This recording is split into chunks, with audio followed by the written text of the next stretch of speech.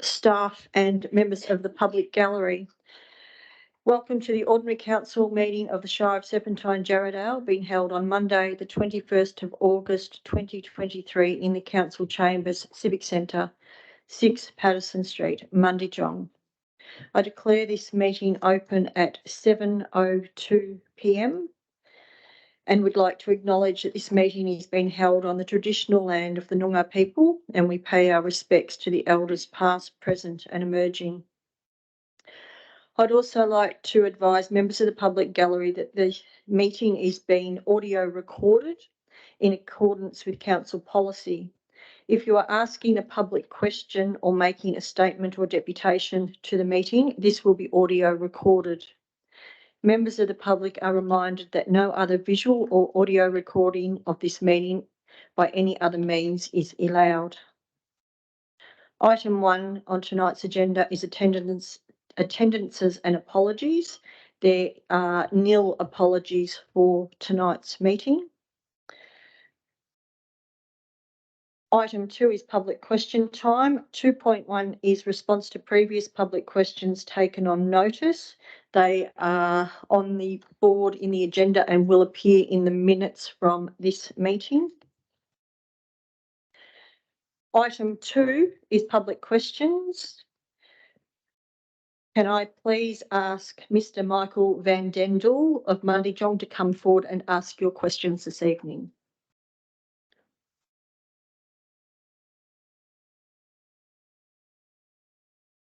Good evening, Madam President, Michelle Rich and councillors.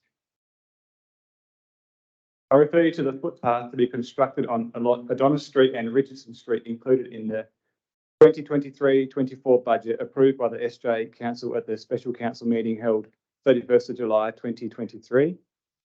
And a big thank you to you all for your work and time spent considering the petition, to those who work behind the scenes to prepare plans, costings and seek government funding, and for adopting 2023-24 budget with a footpath included to both above mentioned streets.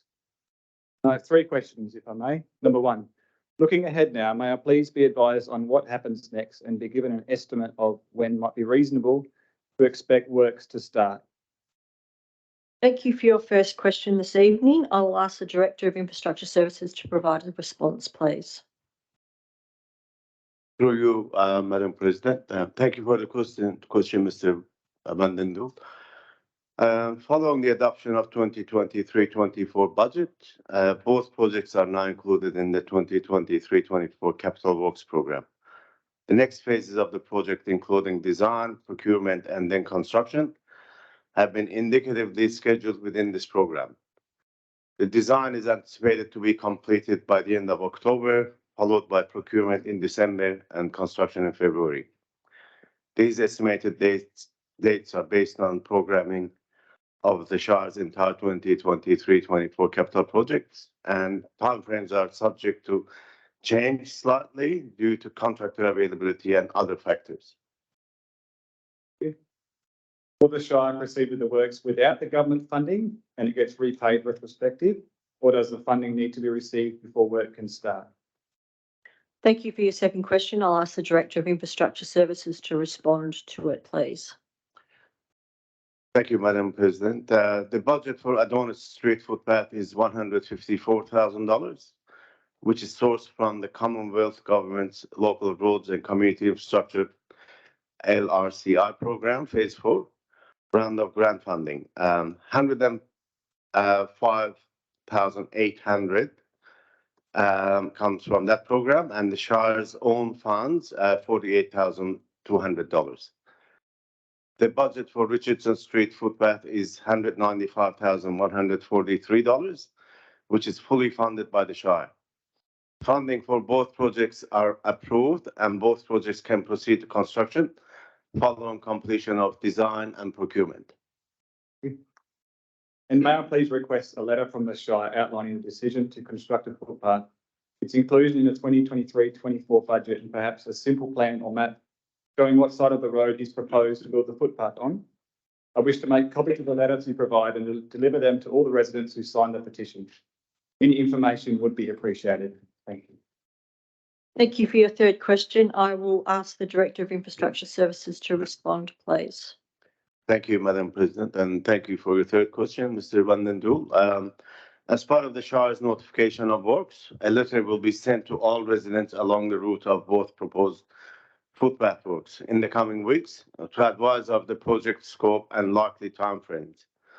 Along with the concept plans, a copy of the letter and concept plans will be provided to you also. Thank you.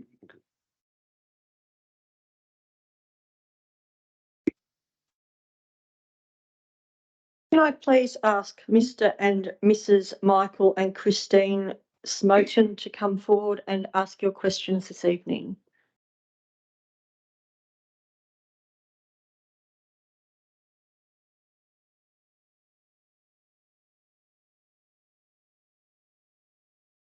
Good evening, various councillors, ladies and gentlemen. Obviously, my wife was trying to come up here. It's just me that's going to do it. I'm not au fait with the procedure, so basically, the question I'm going to ask is, If you'd like to ask your first question, and then a response to your first question will be provided, and then ask your second question and we'll be provide a response to that. the question relates to the permacast concrete site. And the question is why has this facility been allowed to set up in the up and operate? We have lived at a current address for the last 20 years. During the first years, we were aware of background noise, which we assumed was being generated from the Permapole and Collie wood companies. This noise was acceptable. However, over the last years, the noise levels increased to an unacceptable level. During this time, we have not been notified of any change of the zoning of this area. Timing of the increased noise level seems to coincide with the unauthorised expansion of the Permacrete facility. It was seen that Permacrete had very little respect for anyone in the community or the authority of the Shire. They seem to be acting with impunity. Thank you for your first question this evening. I'll ask the Director of Development Services to respond to it, please. Thank you, Madam President, and thank you for the question. There are no specific written records which document what, if any, discussions occurred between Shire officers and the operator back in 2006, when it was understood that the operation commenced at its current location. In terms of the time that has transpired since 2006, it is important to note that the council policy on general compliance and enforcement provides avenues of compliance investigation based upon a complaint being received. As set out in tonight's agenda paper for item 10.1.2 on page 36, since March 2023, a number of complaints have been received from nearby landowners to the subject land, alleging noise and or vibration impacts from activities that are adversely affecting the amenity of the area. Thank you. Right, my second question. Cardiff is now affected by noise, pollution in the air and in the ground, heavy traffic near schools and degradation of the roads because of the facility in Robertson Road. Why has the company been allowed to become so huge and affect so many neighbouring residents in this community? Thank you for your second question. I will ask the Director of Development Services to respond to it this evening, please. Thank you, Madam President. Thank you for the question. In respect to the operations which have directly generated the issues which complaints have and continue to be received, regarding page 38 of the agenda shows details of development being undertaken between August 2022 and April 2023, which had no development approval to occur. Accordingly, the Shire, as the responsible authority for its local planning scheme, has not granted approval for these works prior to them being undertaken. Notwithstanding this, an applicant can still seek to legitimise already constructed development by way of a retrospective development application process. Thank you.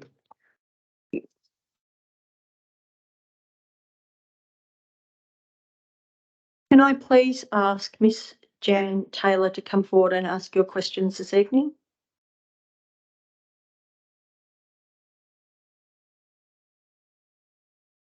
Excuse me, can you just pull the microphone down a little bit so we can hear you, please?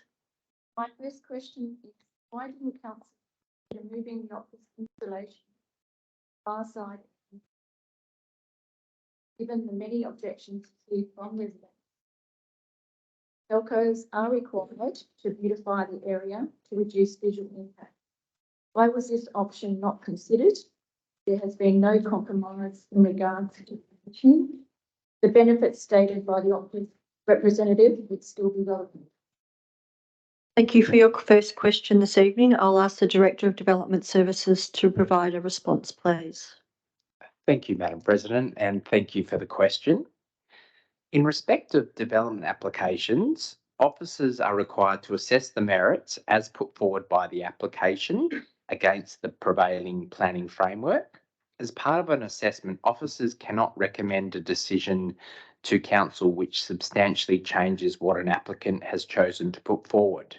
In this case, to propose a shift as set out in the question would have been a substantial change and not within the reasonable scope of a planning assessment to determine.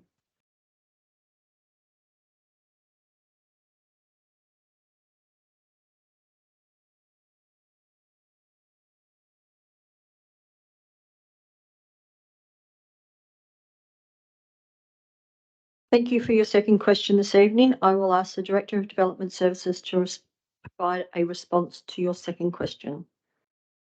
Thank you, Madam President. Thank you for the question. The Shire utilises its Your Say SJ community engagement platform for all development applications. In this regard, the referral letters stated that full details of the proposal can be viewed on the Shire's website /development applications /Your Say SJ. This contained full details of the proposal, including full-scaled plans and reports. This process enables nearby residents to obtain a full consideration of a proposal before making a submission. Should a resident be unable to access the internet, they are welcome to, of course, call the Shire, in which case arrangements can be made to provide physical copies of an application.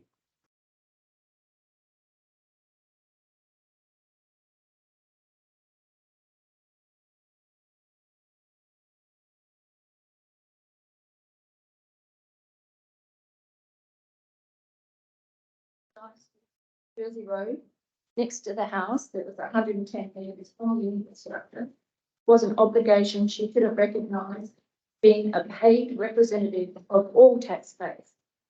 Does Councillor Dutton believe, given her comment at the vote, and I quote, "It is not ideal," she gave the matter her due diligence? Residents of Jersey Road will not. Thank you for your third question this evening. I will ask the Chief Executive Officer to provide a response to your question, please. Good evening, Ms Taylor. Thank you for the question. Under legislation, council makes this decision on a collective basis through a majority. Councillors are obliged to make decisions on merit in the public interest in accordance with statutory obligations and principles of good governance and procedural fairness. One of the roles of the councillor is to facilitate communication between the council and the community. If you'd like to discuss the statements or voting of individual councillors when considering matters before council, I suggest you contact them separately.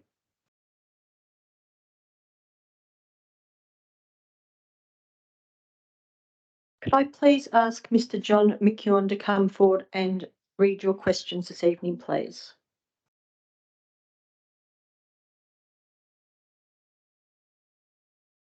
Evening, Madam Speaker, councillors. With reference to Permapol, my first question is, I was disappointed to learn that Permacast was given approval for lot 21 to be used as a laydown area on the 9th of June 2023. Considering the Shire's dealing with the facility as outlined on page 39 of the agenda, and the fact that the Shire has started receiving complaints about permacast operation from the 1st of March. Mr. Dykstra referred to this area as industry light. Image 11 of the agenda for tonight's meeting has it classified as urban development. My question is, what works is permitted on this area, and is the facility allowed to emit concrete dust from this area? Thank you for your first question this evening. I will ask the Director of Development Services to provide a response for you, please. Thank you, Madam President. Thank you for the question. Each application must be assessed on their individual merits, and therefore this application is not tied to anything that occurs on the permacast site which adjoins it. A retrospective development application was received on 16 June 2022, seeking approval for a retrospective laydown area at Lot 21 Southwest Highway. This had been developed without any approval being in place. The application therefore sought retrospective development approval of a laydown area within the eastern cleared section of that lot. The laydown area was proposed to allow temporary storage of prefabricated bridge beams and concrete components. No buildings were proposed, and site works involved creating a level crushed recycled asphalt surface for the storage of heavy concrete products. The application was referred to nearby landowners within 500 metres for comment. Full details of the proposal were also made available for members of the public on the Shire's Your Say SJ webpage. No submissions of objection were received, and following the merits-based assessment, the application was approved on 9 June 2023. Concrete dust is strictly not permitted to be emitted from this laydown area. Question 2. Although this facility is a prescribed premise, to date, it has done nothing to control its emissions, despite the various management plans that it submitted for its retrospective approval application, stating that it complies with all emissions and traffic requirements. If this facility is given approval to operate, which authority will be monitoring it, and how will they ensure that there are no emissions from this facility? Thank you for your second question this evening.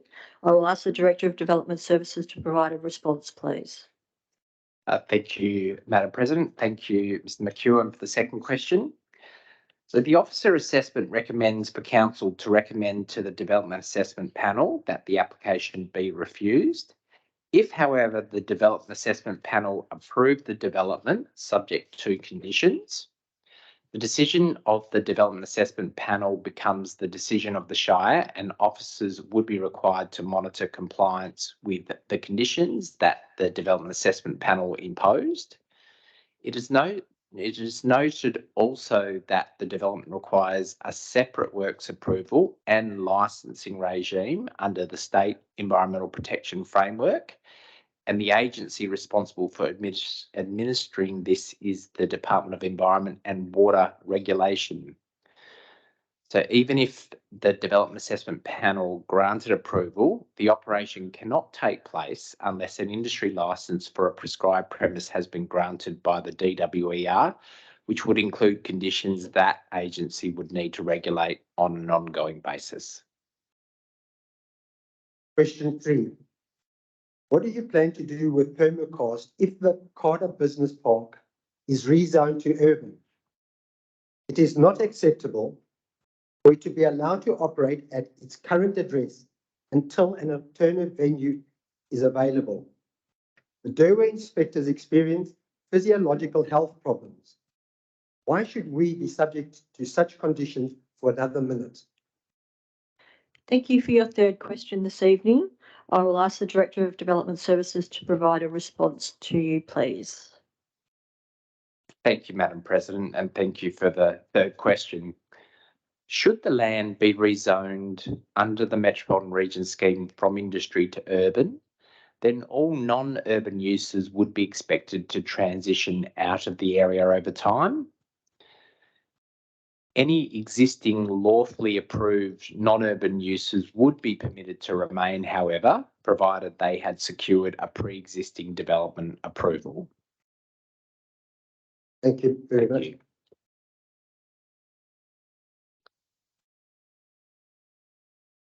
Could I please ask Mr. and Mrs. Paul and Ingrid Bile to come forward and read your questions this evening, please?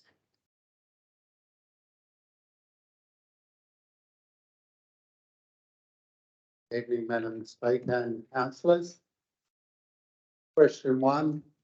How is the Shire going to be able to eliminate the current amount of fumes and odours, let alone if permission is given for the increased production capacity, which will only increase the amount of bad odours and the amount of toxic fumes that we will receive?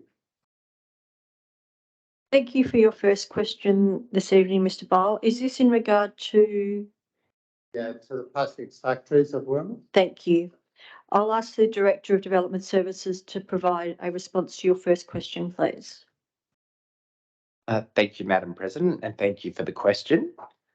As part of the merits-based planning assessment, officers have recommended a change to a number of conditions, including those pertaining to air emissions and odour. Subject to Council's decision, these conditions will require annual monitoring and reporting by a suitably qualified independent expert, together with the expert's recommendations for how the operation must improve or change, as the case may be, based on the annual reported results. This would be the primary tool used to regulate the development to ensure amenity impacts are managed at all times. Okay, question 2. They are operating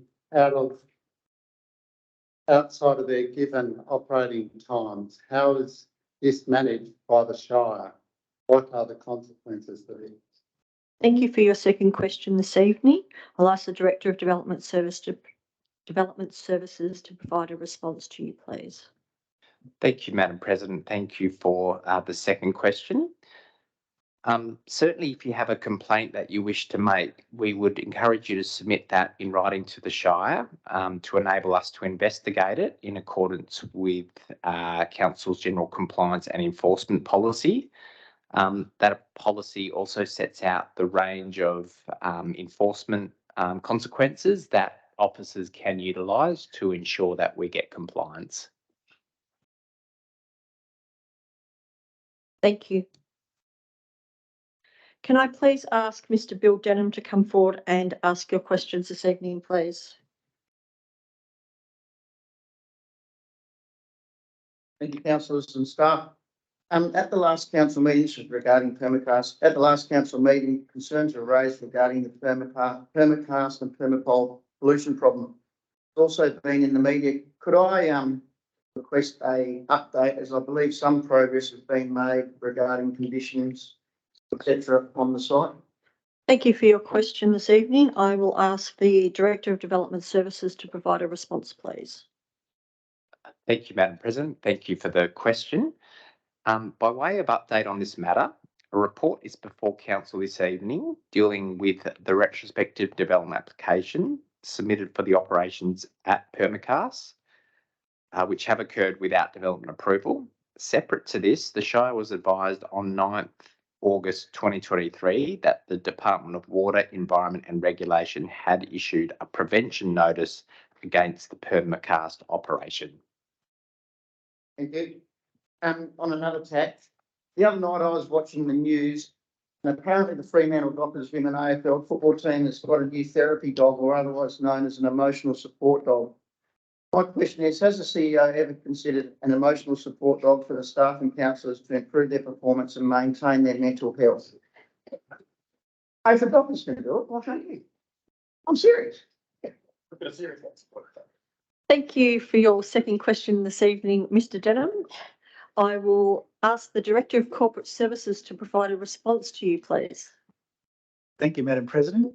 Good evening, Mr. Denham. As part of tonight's agenda, officers are recommending that council endorse an induction program following the 23 ordinary local government election that would include a values and culture workshop for the new council, led by an independent facilitator with follow-up sessions. This approach would augment the existing councillor mentoring program first introduced in 2020, which council has continued to support in subsequent budgets, and the employee assistant program, which provides a range of wellbeing and mental health support services to council and employees. Officers are also examining options to enhance the support provided to employees as part of efforts to attract and retain high-quality staff. Recognising the importance of mental health and wellbeing, officers would not want to rule out the use of any initiatives, including therapy animals, where these are demonstrated as appropriate interventions.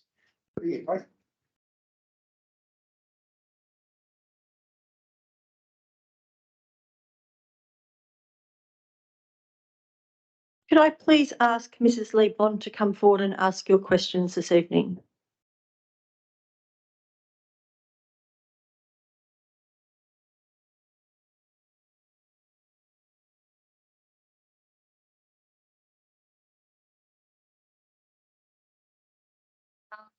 Candidates, including current councillors running for the October 2023 council elections, permitted to access the use of council employees and council equipment to promote their candidacy for these elections. Has this been assessed for access at past elections? If so, what election date or dates and who accessed this? Thank you for your first question this evening, Mrs. Bond. I'll ask the Director of Corporate Services to provide a response, please. Thank you, Madam President. Good evening, Mr. Bond.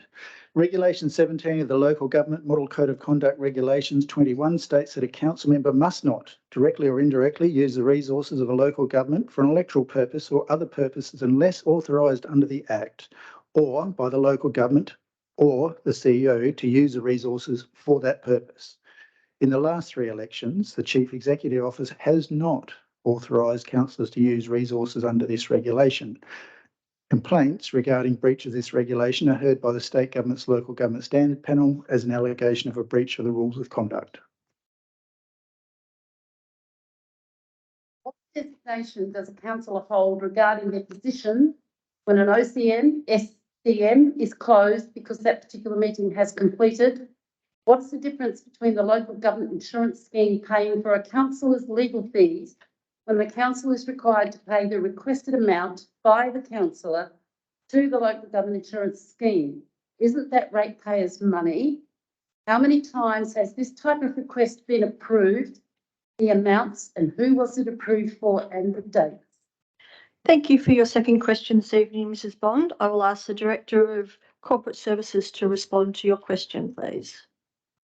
That will require some significant historical research. I'd like to take that question on notice, please, Madam President. Thank you, Director.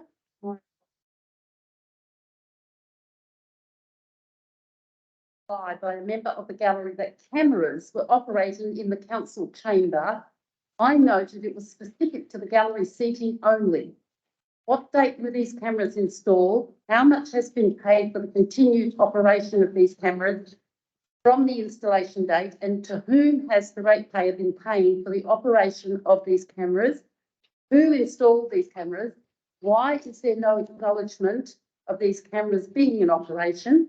And I request a copy of the meeting, 19th of June 2023, including after the meeting was closed and before all people left the council chamber. A copy of the meeting and after closure on the 31st of July 2023, before all people have left the council chamber. Thank you for your question this evening, Mrs. Bond. I will ask the Director of Corporate Services to provide a response for you, please. Thank you, Madam President. Again, need to be some research back into history to answer these questions, and I'd like to take the questions on notice, please.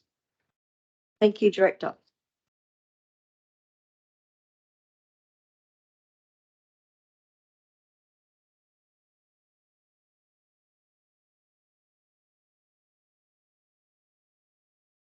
Could I please ask Ms. Prue Hawkes to come forward and read your question this evening, please?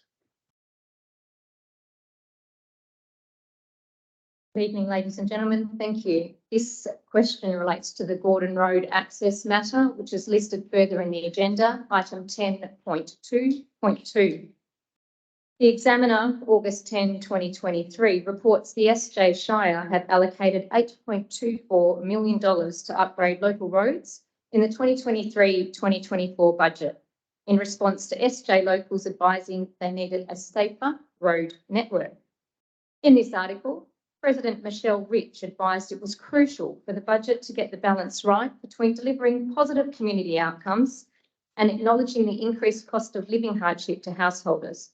Noting the safety concerns and inaccessibility by emergency services via Gordon Road, can Council answer, please, why approximately $150,000, as quoted via the Shire, cannot be allocated from the $8.24 million to Gordon Road access?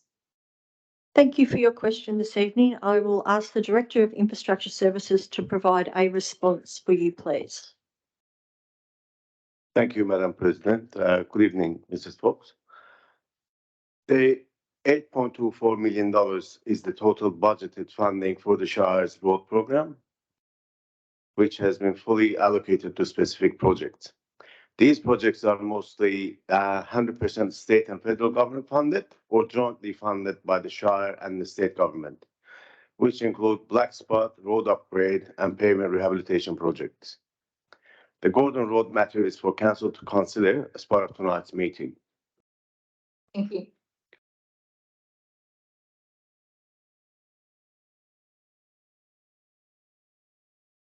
Can I please ask Ainsley Anderson to please come forward and read your questions this evening?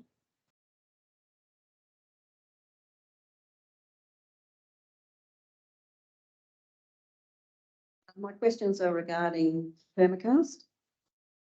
Can you please define urban zone and advise the difference between general industry and urban? Thank you for your first question this evening. I will ask the Director of Development Services to please provide a response. Thank you, Madam President, and thank you for the question. An urban zone is held to provide for the existence of current and or future urban areas which have a primary residential purpose with associated commercial and other uses normally associated with residential development.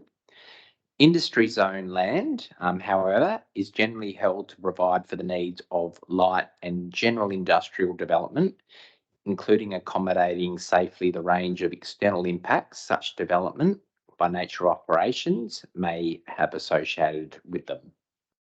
Thank you. Second question, how was lot 60 Robertson Road given special zoning? Thank you for your second question this evening. I'll ask the Director of Development Services to provide a response, please. Thank you, Madam President. Lot 60 Robertson Road cut-up is predominantly zoned urban development, and this is a zoning under our local planning scheme which requires the preparation and approval of a structure plan in order to guide land use and development. The Carter Business Park Structure Plan was approved in 2019 by the WA Planning Commission. There is a small portion of Lot 60 which is zoned special use, where such interfaces with the mapped bush forever site on the southern side of the subject land. The laydown area received Shire approval on the 9th of June 2023. Does it require DWER approval, Department of Water and Environment Regulation? Thank you for your third question this evening. I'll ask the Director of Development Services to provide a response, please. Thank you, Madam President. Thank you for the question. Given it relates to a power which is regulated by a state agency, it would be best that that question be directed to the DWER. Thank you. Thank you.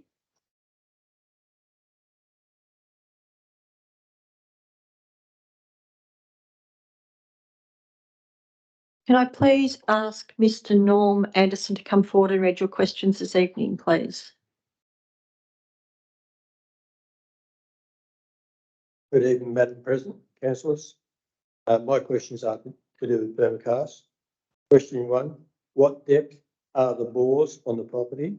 Are they licensed and do they have meters on them to check usage? Thank you for your first question this evening. I will ask the Director of Development Services to provide a response, please. Thank you, Madam President. Thank you for the question. Given that will take some degree of research, I'd like to take that question on notice, please. Thank you, Director. Thank you. Right, my second question are the concrete tonnes per year that is produced going to be checked as this affects the required buffer zone? Thank you for your second question. I will ask the Director of Development Services to provide a response, please. Thank you, Madam President. Thank you for the question. If a development approval was granted and if that included a condition to limit throughput to not exceed a certain tonnage, this would be required to be complied with. Annual auditing and reporting would be the most appropriate mechanism to regulate this and to ensure compliance. Thank you. Thank you.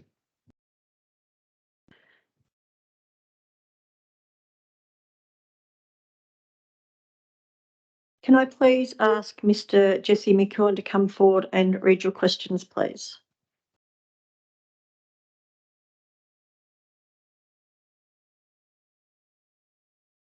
Good evening, Madam President, fellow council members.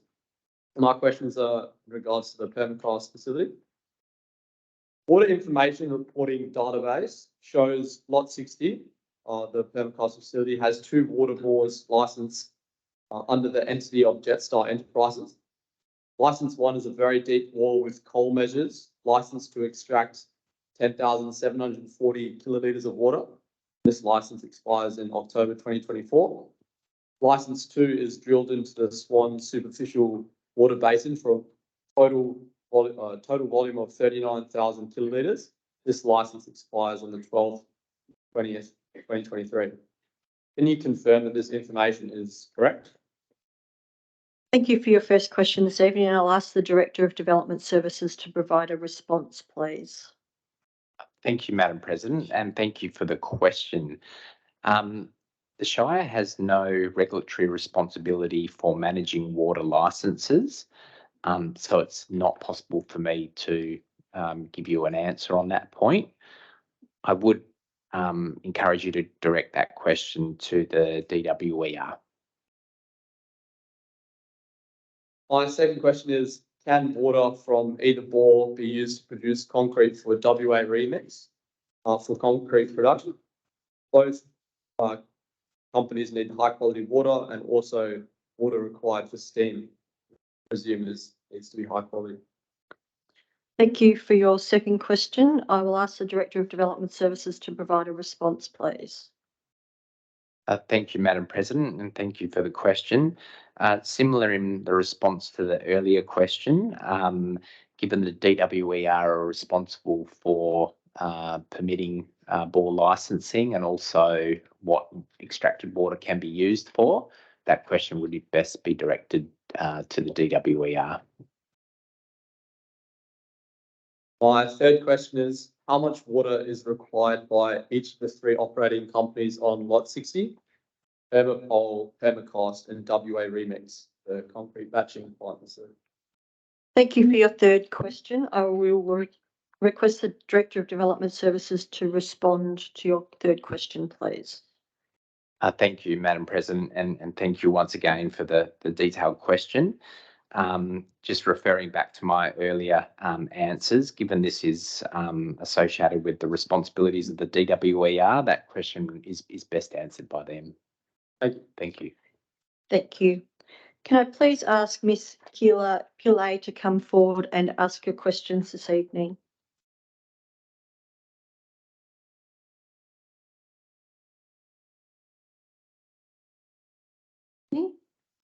My first question is, can Permacast use water from the drainage basin for dust suppression? Thank you for your first question this evening. I'll ask the Director of Development Services to provide a response, please. Thank you, Madam President. Thank you for the question. So in respect of using drainage waters for dust suppression, this is a process that may be used by industries in certain circumstances, but all of that is subject to development approval and appropriate conditions to regulate that. Second question is, Council has stated an updated stormwater management plan for Permacast must include emptying of the drainage basin after each rainfall event. Who will be responsible for monitoring this water, that this water is correctly discharged? Thank you for your second question this evening. I'll ask the Director of Development Services to provide a response, please. Thank you, Madam President, and thank you for the question. So this condition actually related to the previously approved wet concrete batching plant that was approved on 13 December 2021. This also has a DWER industry licence to operate. With regard to the condition pertaining to the emptying of basins, this condition actually pertains to the basins on the concrete hard stand which accommodates the batching plant. Any captured water runoff is required to be reused in the batching process, and such basins must be required to be kept empty to ensure sufficient volumes exist after a rainfall event. Thank you.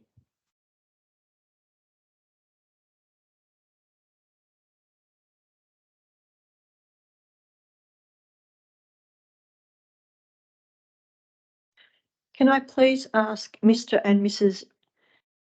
Narendra and Kim Pinker to come forward and ask your questions this evening?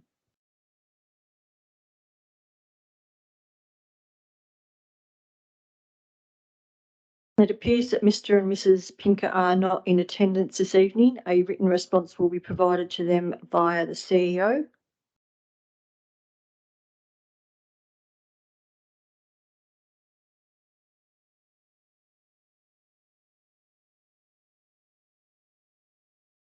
Public question time is concluded at 7:43 p.m.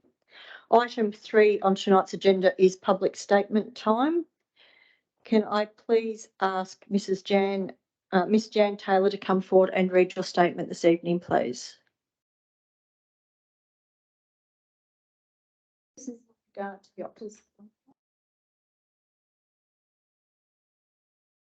17th of July 23, first introduction to council meeting. I was not impressed. I naively believe these are meetings where the ratepayers could have their say and ask questions to leaders. This council does not operate that way. The vote taken during this meeting regarding the installation of the Optus Woodgee 5U tower was a 3-2-1 in favour of the installation. And though 28 people had voiced their opinion and 25 of those voted no, 3 were in favour, 2 of those were corporation. I was alarmed that in the initial information letter sent to the residents in the 500 metres of the monopole, the diagram depicting the pole to scale was omitted from the correspondence. We all know a visual has a lot more impact than a statement that it will be a 40 minute. Was this deliberate? You be the judge. It is inexcusable and inconvenient that people's questions for the meeting against the installation went astray and never were asked at the meeting. Also, I found interesting in the second correspondence only stated we can have 3 questions and nothing about that we could make a statement. Speaking to long-time residents of Byford in regards to the ethics of the council, the overall opinion is of immense scepticism that they have the best interests of both there. The council members are supposed to and paid to research and reflect the concerns of the ratepayers. In this case, driving down Sarcolas Court and not the surrounding street, Jersey Road, to visually see the impact this will have on a house 110 metres from this proposed site, or walking between the 2 properties, in my opinion, was neglect. Stating it was not ideal and then voting yes for it. I can guarantee not one of the councillors would want to be that close to this installation, or for that matter, wanted anywhere near their property. In view of the shortcomings of this initial vote, councillors had the opportunity to revoke or revisit this vote with full participation of the ratepayers. They chose not to amend or pause this vote when it was quite within their right to do so. Given the failure on the part of the council to handle ratepayers' participation correctly, a special meeting should have been arranged and approval withheld until the completion of a special meeting. The results of the effects of exposure to 5G frequency will not be apparent for many years. Switzerland, one of the world's leaders in the rollout of 5G, has placed an indefinite moratorium on the use of this news network because of the health concerns. This environmental agency, BAFTU, has now, in effect, called time on the use of all 5G towers because of the unanswered questions about technology's potential to cause damage to the nervous system and even cancers. Telecoms should be legally liable for claims of bodily damage caused by radiation, as should councils that approve them. Thank you. Thank you. Can I please ask Mr. John McEwen to come forward and read your statement this evening?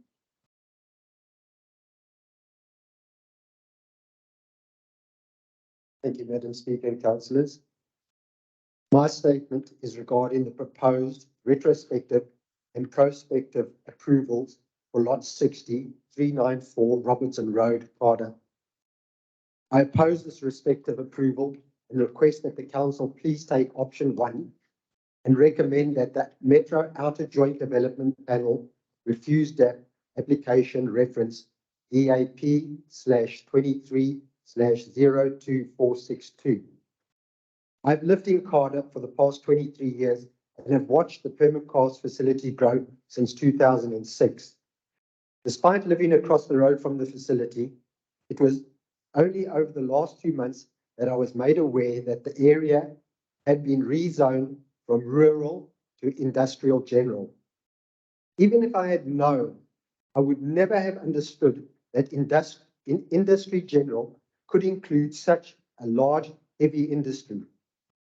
We were naive enough to think that we were protected by the regulatory bodies from an operation such as this invading our homes and community.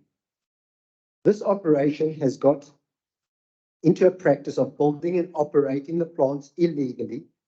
It has been doing so for at least the past 8 years. It is now seeking retrospective approval for almost a fully constructed heavy industry plant, which is already illegally operating while ignoring regulatory and environmental requirements. The more I learn about this operation, the more I'm horrified. I am that they've got away with so much for so long. They have a plant without the required buffer zone and still demand, and I quote from their application, operating hours based on customer demand, typically from 6 a.m. to 6 p.m. Basically, they want to be able to operate on any day and at whatever time they want.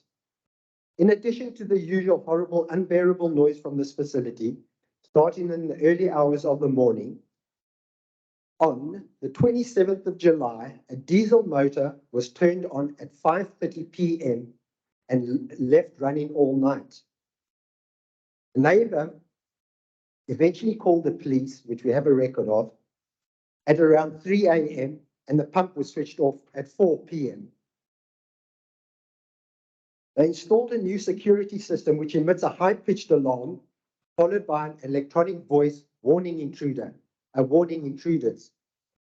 This operated continuously from 12 p.m. on the 30th of June until around 3 a.m. the following morning. We have photographic evidence of dust emissions from this facility during autumn and winter, and leave it up to your imagination of what it is like during the summer months when it is windy. Please, councillors, please reference photograph 1 submitted. This photograph taken on the 28th of April by a neighbour from her front gate along Soldiers Road. This is at the northern boundary of Permapol, and at the top of this, they have got, 700 meters away from this, they have got the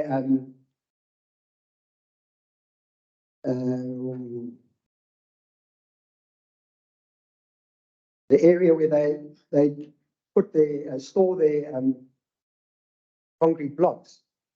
She took it because she heard a mechanical noise all morning, followed by noticing dust coming up from the facility onto her property. The dust is visible in the trees. I believe this dust has travelled approximately 600 meters from the laydown area. Please reference the second photo sent. It was taken on the 24th of July, showing sandblasting of large concrete blocks being conducted on the laydown area close to Norman Road, resulting in large amount of concrete dust being emitted. I presented these photos to demonstrate that this facility does not have a dust management program and has no consideration of the community or even of its own workers. Based on retrospective approval application, this operation clearly has no intention of seriously putting anything in place to control any of its emissions, as it claims it complies with all requirements. Its demand for operating hours that allow it to operate on any day, at any time, demonstrates its utter disregard for the local residents. Please vote for our option 1. And I'm very, very grateful for the investigation conducted by the Shire officers and Zerwa, and I thank them for their undertaking. Thank you. Thank you. Can I please ask Mr. and Mrs. Paul and Ingrid Byle to come forward and read your statement this evening? Thank you for the opportunity. Over the years, since the plastic got through the plastics factory of Wormald, over the years since the plastic factory has been in operation, we have been smelling toxic fumes from the melted plastic, and it is an extremely strong and unpleasant smell. I think we all know how awful the smell of melted plastic is. This happens mostly when the wind is blowing west and southwest over us, as we live directly in the wind line. We get adverse health issues from such as headaches and feeling physically sick. There are times, particularly in summer, when we have our house windows open, the smell filters into the house too. During the summer, there is frequent times when we can't sit outside because of the toxic odour. We have been logging and reporting on this for a number of years now. Another point I'd like to raise is that the plastics factory is often operating outside of the given hour. I've got to prove that. When the plastics factory submission was first given to the Shire, we gave a submission against it, with our focus pointing on odour and toxic fumes released by the melting plastic. Our submission was overruled, and we were assured that we would not experience adverse effects from the factory. This was clearly not the case. I would like to highlight that we were living here long before the plastics factory were in operation. It's not as though we just moved here after they were operating. As family, we are not against progression, but this is major industrial works and doesn't seem suited to the residential area we live in particularly to the toxic odour issue. Thank you.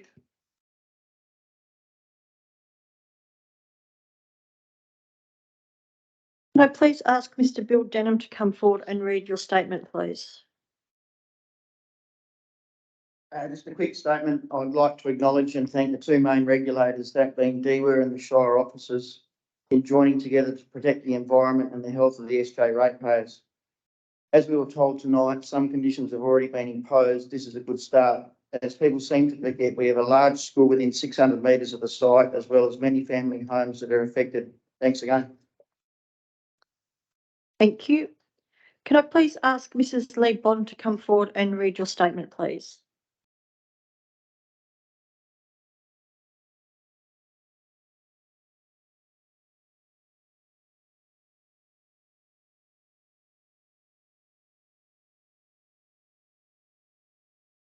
Meetings, Serpentine Jarrahdale Shire have become a hive of defamation against members of the gallery, ratepayers being denied the right to ask their questions or make their statements, bullying of ratepayers, no transparency, rudeness. The reason ratepayers put their complaints to the standards panel is to create a paper trail. We do not expect any action to be taken against those who have transgressed. You only have to read the panel's response to see they contradict themselves repeatedly.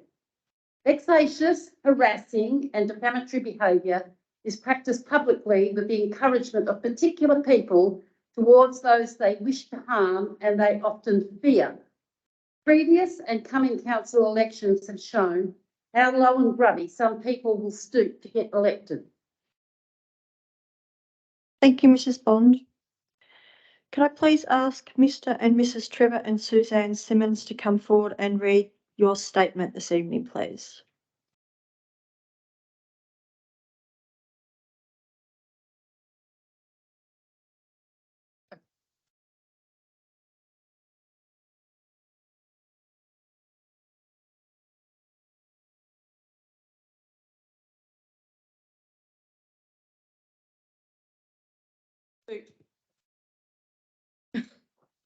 Fabricate to suit the applicant.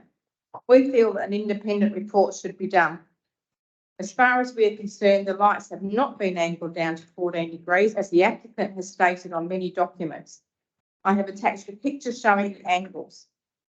Manager of Statutory Planning and Compliance and Statutory Planning Officer from the Shire did a site visit to our house on the 20th of July, and Trevor, my husband, showed them the angle of the lights with a device used to measure angles outside on the actual lights next door. They both agreed that it was definitely not 14 degrees, and they took photographs. Shire on many occasions on documents have stated that the lights bill is much more than 3 metres. I've attached documents to show this. I've also attached 2 photos that clearly show that the lights bill is the same on the photograph from the 27th of July 22 last year and the 17th of August 23 this year. Photos I haven't printed very well, I'm sorry, but they can be viewed on my phone if anybody wants to see them. We know the applicant's got a letter from the man in the property directly south of them, but they failed to let everybody know here that he is over 80, has rented for over 20 years, and he really doesn't care. Property is going on the market in the near future, and a person viewing that property, viewing a potential property to live in doesn't normally view them at night time. How would you like the lights glaring at you whilst having a family barbecue out the back?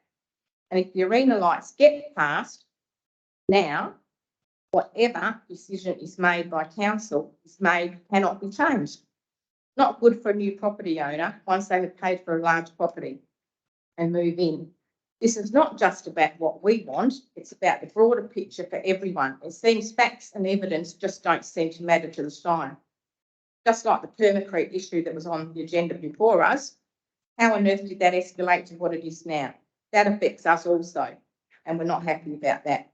We are losing all faith in the Shire, not upholding its rules, regulations, policies and local laws. What on earth do our rates really cover us for? Thank you. Can I please ask Mr. Norm Anderson to come forward and read your statement this evening, please?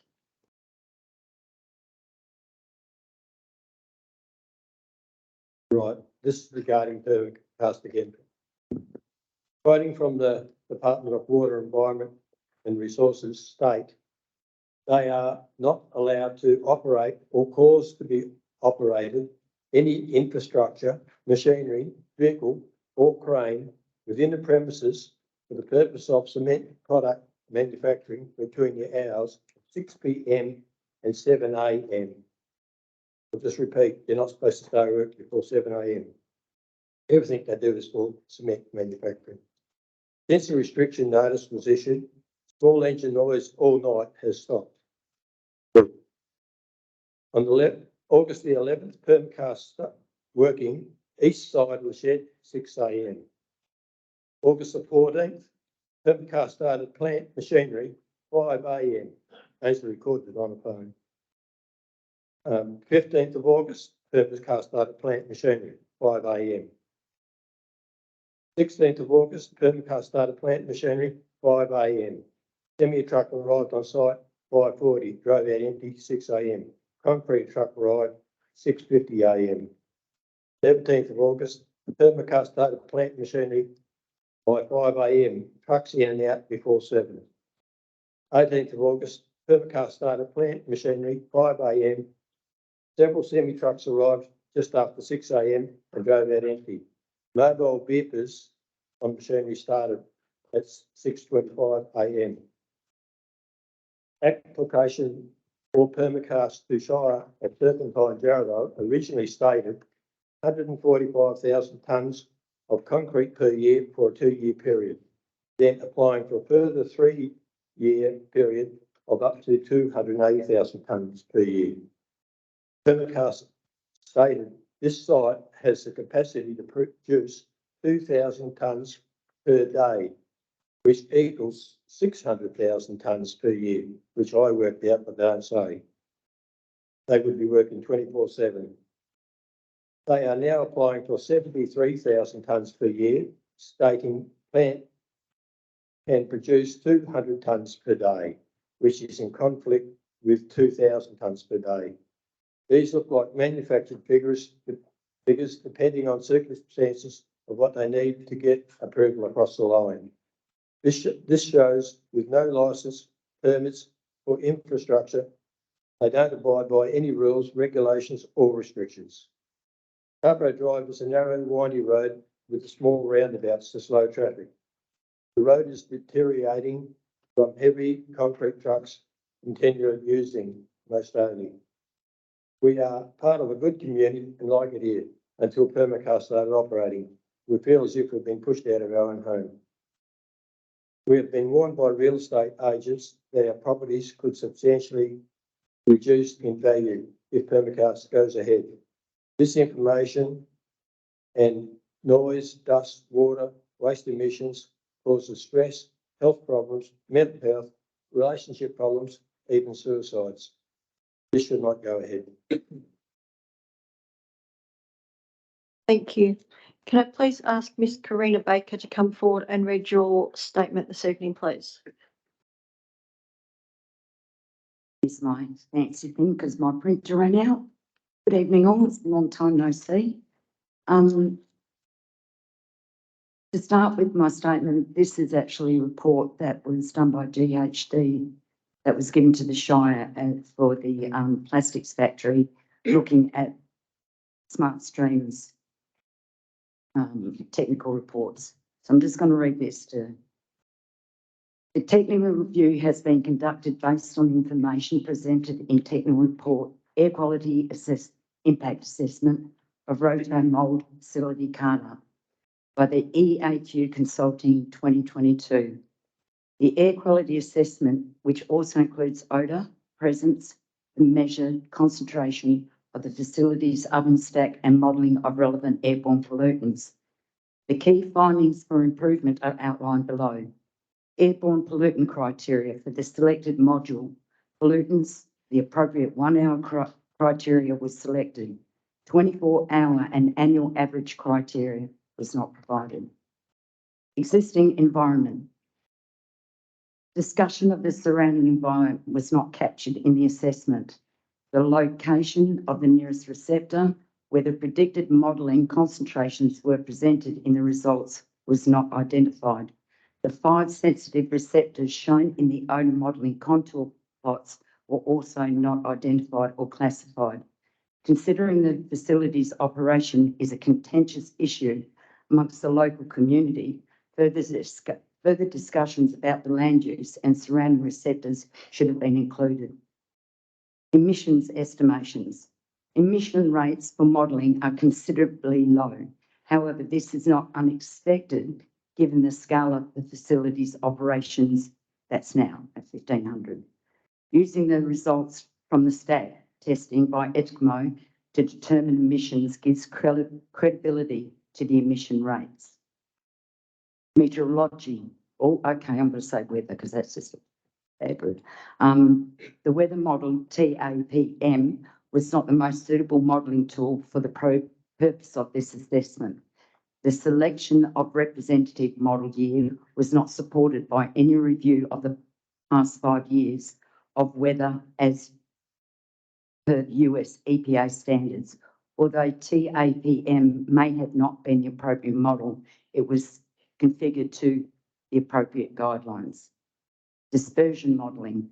Using the CalPUF modelling suite used in the study is a suitable model choice for this location, including the model settings. The model scenario practical gives the conservative assumption in comparison of previous reports for odour of the plant operating all hours of the year. A TERAD value of 5 would have included drainage flow from the Darling Scarp and potentially some winds from the east. Assessments of results. A sound analysis and interpretation of the predicted airborne results for the nearest receptors provided, particularly for odour. The predicted concentrations of air pollutants at the 4 other receptors shown in the odour contour plot are not shown in the results table. This is unlikely to be problematic as the results at the nearest receptor are extremely low. However, only one predicted contour plot for odour is shown in the report, and it is unknown what the predicted results are for other pollutants. It is unknown why the 24-hour and annual average predicted pollutants were not included in the assessment. However, it can be safe to assume that if a 1-hour criteria are met for airborne pollutants, then a 24-hour annual average criteria will be met too. Although there could have been some improvements to the assessment, it is the technical reviewer's opinion that the assessment meets the necessary requirements. The conditions related to the SSJ's development approval, the methodology is sound and includes an acceptable level of conservatism for odour, which is the biggest risk associated with the operations of the facility. GHD recommends that an air dispersion modelling assessment is not required annually due to low amounts of atmospheric stack emissions and low risk to air quality. However, annual stack testing of criteria pollutants, aldehydes, ketones in odour is recommended. So that's the report, done on the reports. I've used the above report because I suspect that the company will get approval or go further to get approvals. This independent report is important because for us in the community are often overwhelmed with these technical reports in the application. Even this assessment does not cover the microplastics vented to atmosphere. I still cannot find any sampling from the industrial whirlybirds. I worked in plastic manufacturing for 8 years, and ventilation was critical to minimise exposure to fumes and chemicals from the use of polymer materials, yet alone the microplastics that were floating around inside the shed from powdered raw polymer, schwarf, plastic particles from the use of lathes and drills. The only way to remove this from our persons at the end of the day was to go against safety policy and use a nozzle on an air compressor. Safety glasses, masks and air protection were all to be worn due to eye infections and to minimise the amount of polymer that would be breathed in and ingesting is what we worked in. The fact that the plant is upwind and we're all aware of the volatile easterly winds, it would have to be assumed by logic that we would be in a firing line for microplastics. Also, there is no mention of the fire risk that the immense stockpile and the equivalent of 2 sea containers and the extra amount of powdered raw polymer storage would be on this property where many other fuels are stored. Does this meet the firepower rating, as plastic fires are volatile and toxic? And I'm just going to chuck in, it seems that we're going to, again, the community are going to become the unpaid compliance officers here. And if we make a complaint, we're then called spurious. And I think that is an absolutely disgraceful thing to say about a community that they have no communication with. Thank you. Thank you.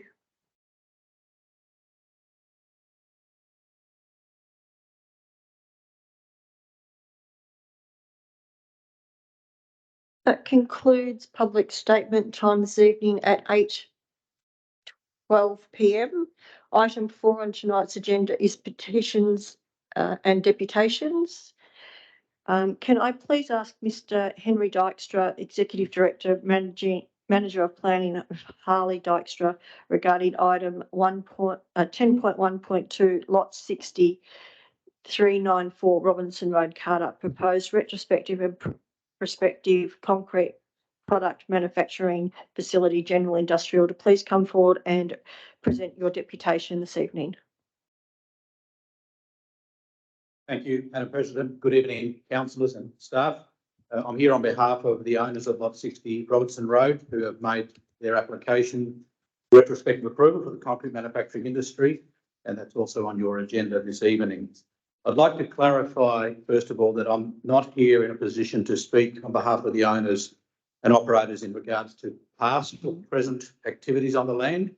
Rather, I'm here to talk about the current planning application that's before council, and really to try and demonstrate to council that the application, the operations and management measures that are proposed in the application, that they are able to comply with the amenity requirements of the area, particularly in respect of the noise and vibration impacts.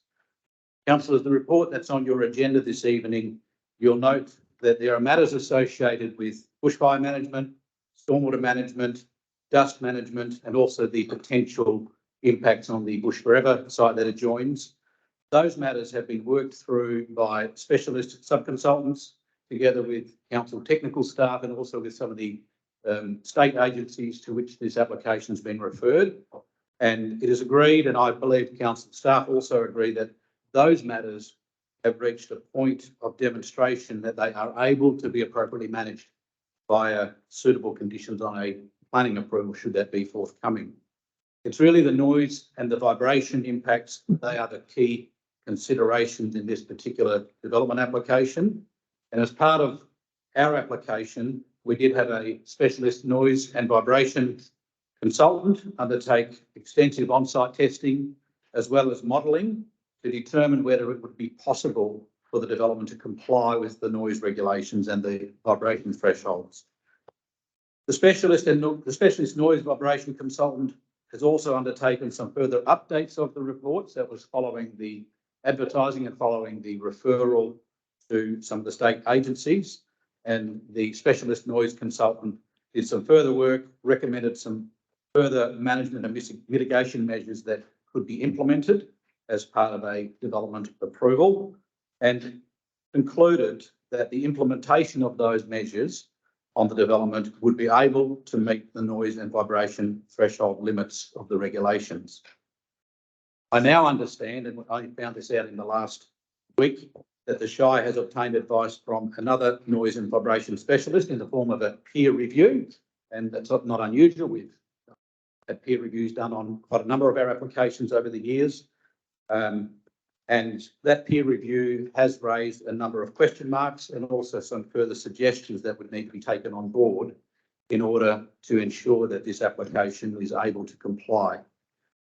Our noise and vibration specialist has reviewed the peer review and is confident that responses can be provided and that some further modelling and some further mitigation measures can also be imposed to ensure that the ultimate operations are able to comply with the noise and vibration limits.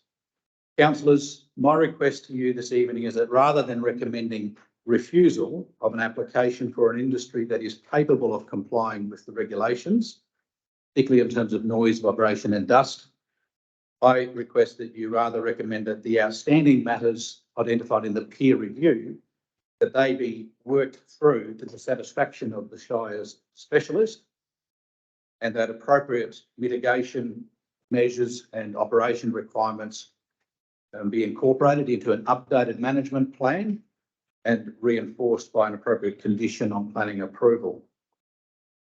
Councillors, if this application is not capable of being dealt with in this way tonight, my request is that you defer the decision to allow the application to allow the noise and vibration matters to be appropriately addressed between our specialist consultant and your specialist consultant. And if there's agreement that a further report be presented to the next council meeting with appropriate mitigation measures and conditions and management plans. The owners and operators have also indicated that they are happy to work further with the council and also with the community on those particular additional noise and mitigation measures. So, councillors, thank you very much for hearing me this evening, and I wish you well for your meeting further. Thank you. Can I please ask Miss Karen McEwen to come forward and present your deputation this evening regarding item 10.1.2, lot 6394 Robinson Road, Carter, proposed retrospective and prospective concrete product manufacturing facility, general industrial. Please. Good evening, Speaker. I'm here in opposition to the proposed retrospective and prospective approvals at 60 Robertson Road. Permacast has acted with absolute impunity for the Shire, Giver, our community and our laws. They have illegally built an entire plant on a prescribed premise. They have done so in a manner that does not allow the local residents or greater community to have any choice in the kind of development that is taking place in our area. They act absolute disdain for the local residents. Their proposal should not even be considered, let alone approved. Permacast's proposal finds that all the activities and proposed activities comply with noise, dust, water and traffic regulation. Our experience is very different. It was a relief to find that independent studies conducted by the Shire also differed with their findings, and we very much appreciate that they undertook these. I did a bit of research on noise in preparation for this meeting. I've embedded some of the sites that I looked at. All noise can't be treated the same and just lumped into one basket. We hear noise at different frequencies differently. Frequencies measured in hertz.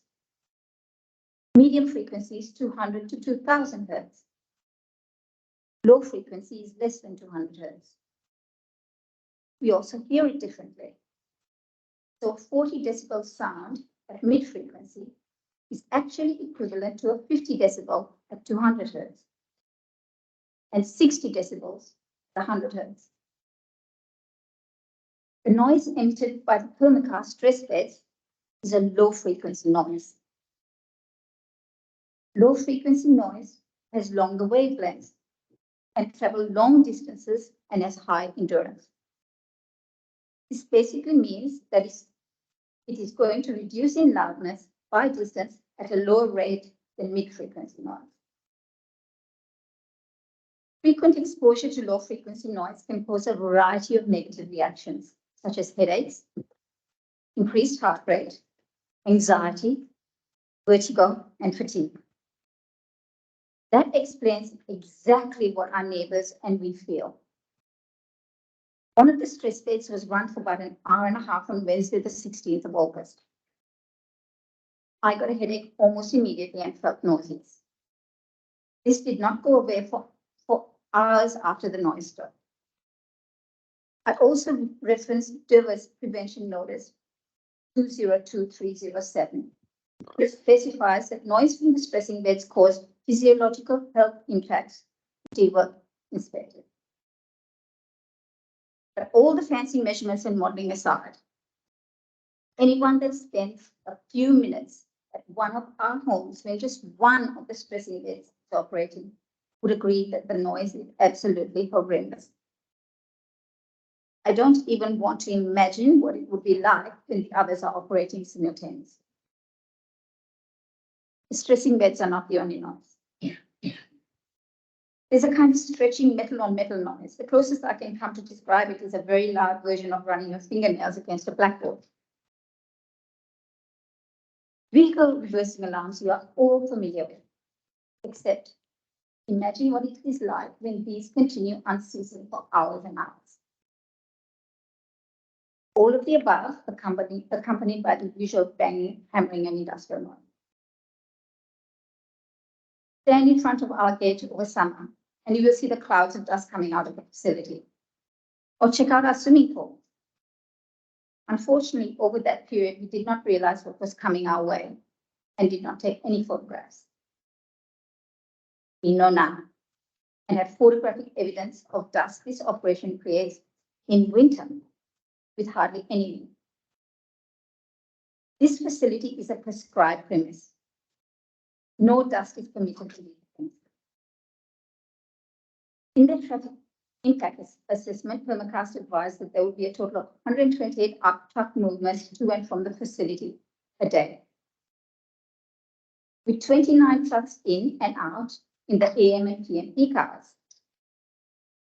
Assuming AM peak time as 7 AM to 9 AM and PM peak hours being 4 PM to 6 PM, this means that there will be a truck either entering or leaving the premises every 4 minutes during peak hours. During non-peak hours, a truck will enter or leave every 6 minutes.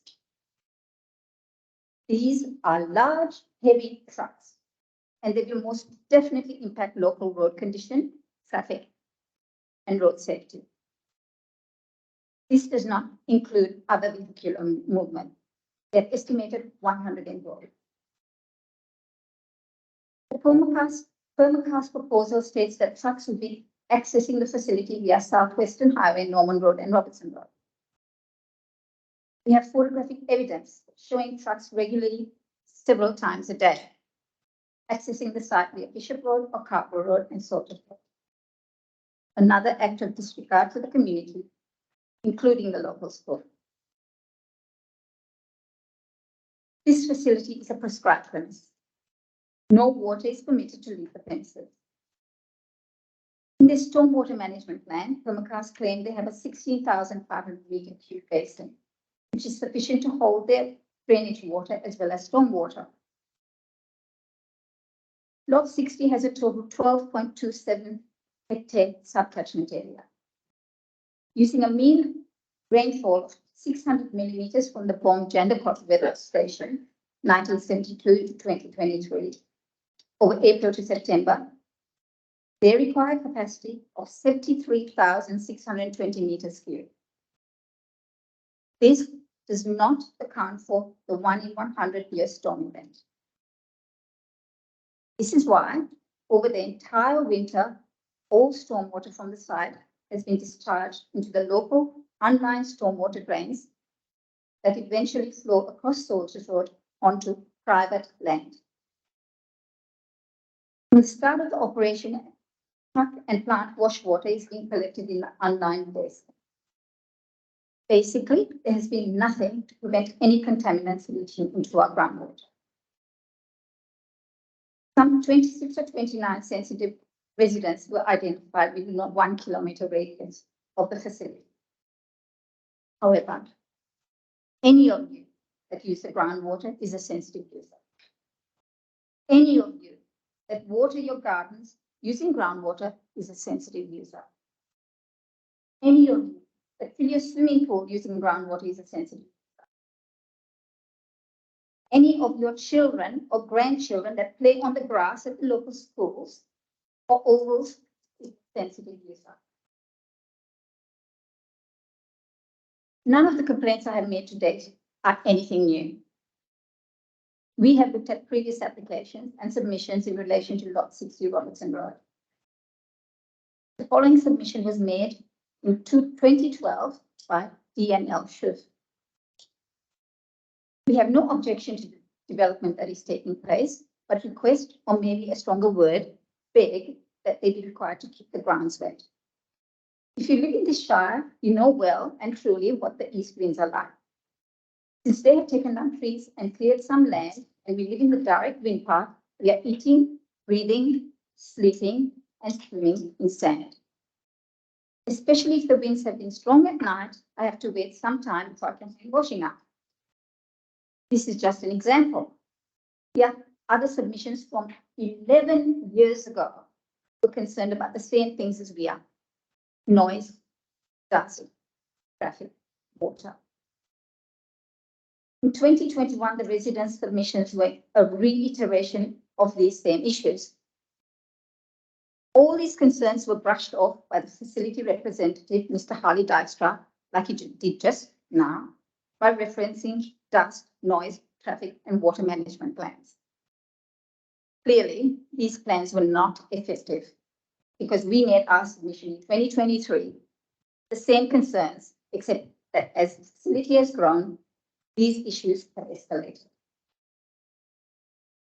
Let me put the situation into perspective. The application seeks approval for the production of around 73,000 tonnes of concrete product a year, around 300 tonnes per day. While maintaining this rate of production, they will have trucks moving into and out of the facility at a rate of 1 every 4 to 6 minutes. This does not include service vehicles or the movement of 100 employees. The recommended buffer zone for this facility is 500 meters to 1 kilometer, average to 750 meters. This does not exist. Due to their proximity to residences, they are only allowed to operate from 7 a.m. to 6 p.m., 5 days a week, excluding public holidays. They have been breaching these operating hours and have operated 7 days a week until just a few weeks ago. This was without the production pressures that I have just started. This operation is too big to be able to control its emissions. It adversely affects the local community and potentially the greater community. The proponents have shown a lack of social responsibility and have displayed no regard for rules and regulations. By building the entire operation without any approvals, they're trying to force the regulatory bodies to granting them authority to operate. Please select option 1 and recommend that the Metro Outer Joint Development Panel refuse the APP. Finally, I would like to thank the Shire and DEWA for carrying out the investigation. They gave us hope that we could get back our lives and listen when we were tired, desperate, and hopeless. Thank you for listening.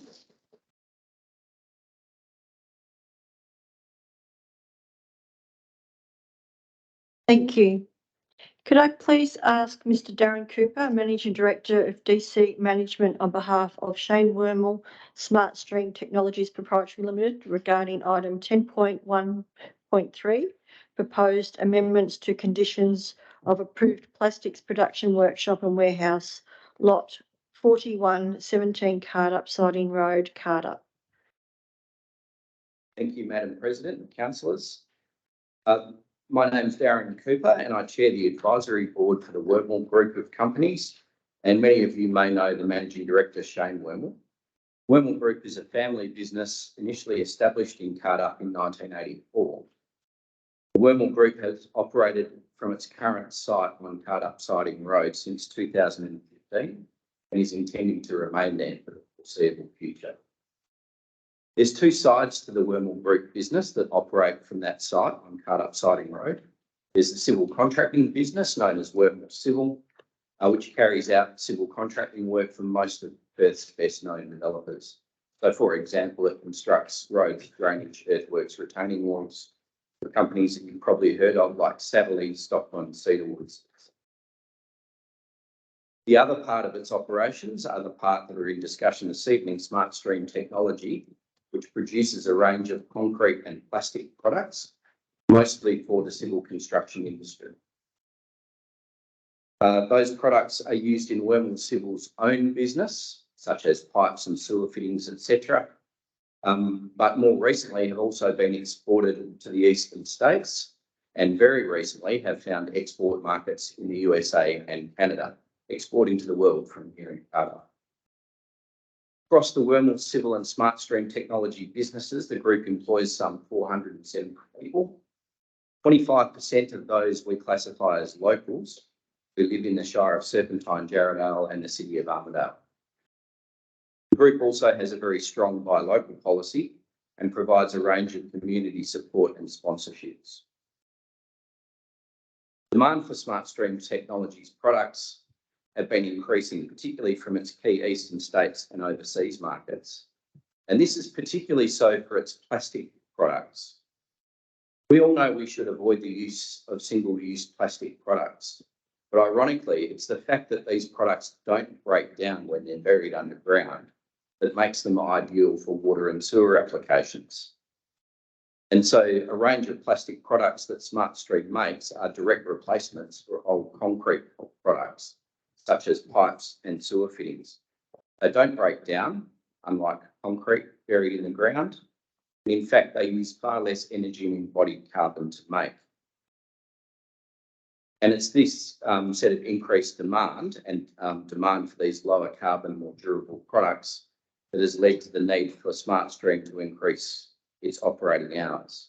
Now, as you can see from the papers that you have in front of you, this proposal has been scrutinised by Smart Stream's own consultants, particularly focusing on noise and odour. But they've also been subject to a peer review, specifically looking at noise and odour, commissioned by the Shire.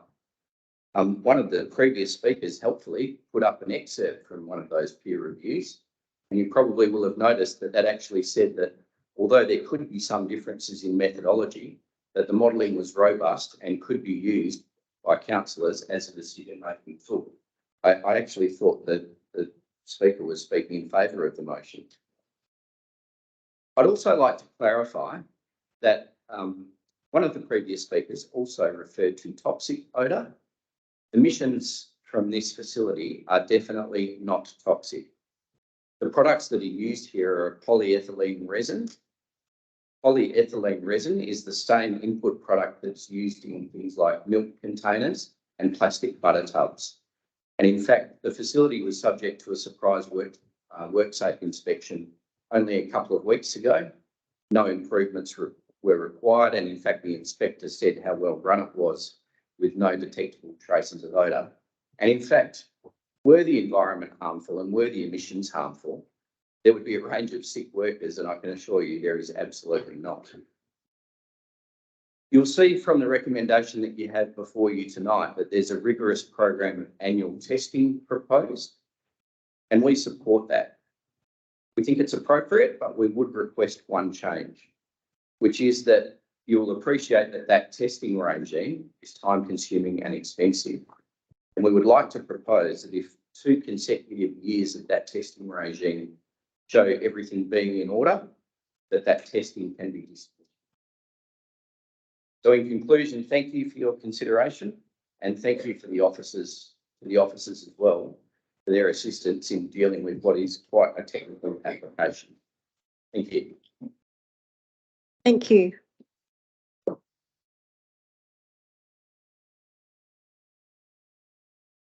Can I please ask Ms. Prue Fawkes to come forward regarding item 10.2.2, lot 123 and 124 Gordon Road access Serpentine. Thank you. Ladies and gentlemen, Lorraine Folks, who sits here behind me this evening, is the current owner of lot 124 Gordon Road Serpentine, my mother. 68 years of age, single lady on an old age pension and a ratepayer to the Shire of Serpentine Jarrahdale. Since purchase of the property almost 10 years ago, Lorraine has access to the property via a gravel access track which runs through a private property, Lot 2, Gordon Road. The owner of Lot 123 Gordon Road also accesses her property the same way and unfortunately can't be with us this evening. Lot 2 Gordon Road, over time the access track is degraded in condition, resulting in contact with the Shire to address the Gordon Road access. Lot 2 Gordon Road was sold on the 20th of April 2020, now presenting another issue that access to private lots 123 and 124 is going to impact further on the new owners of that land that had been vacant, and that's access not an issue for some time. Gordon Road is a gazetted road which has not been constructed by the Shire and hasn't been needed. There hasn't been a need for that in previous years. The access tracks that run through the private property have been there for many, many years, well before anyone in this room was likely in the positions that they're in now at the Shire or are the current landowners. The access track through the private property over time has become almost impassable to vehicular traffic, particularly to non-four-wheel drive vehicles due to the poor condition and no maintenance.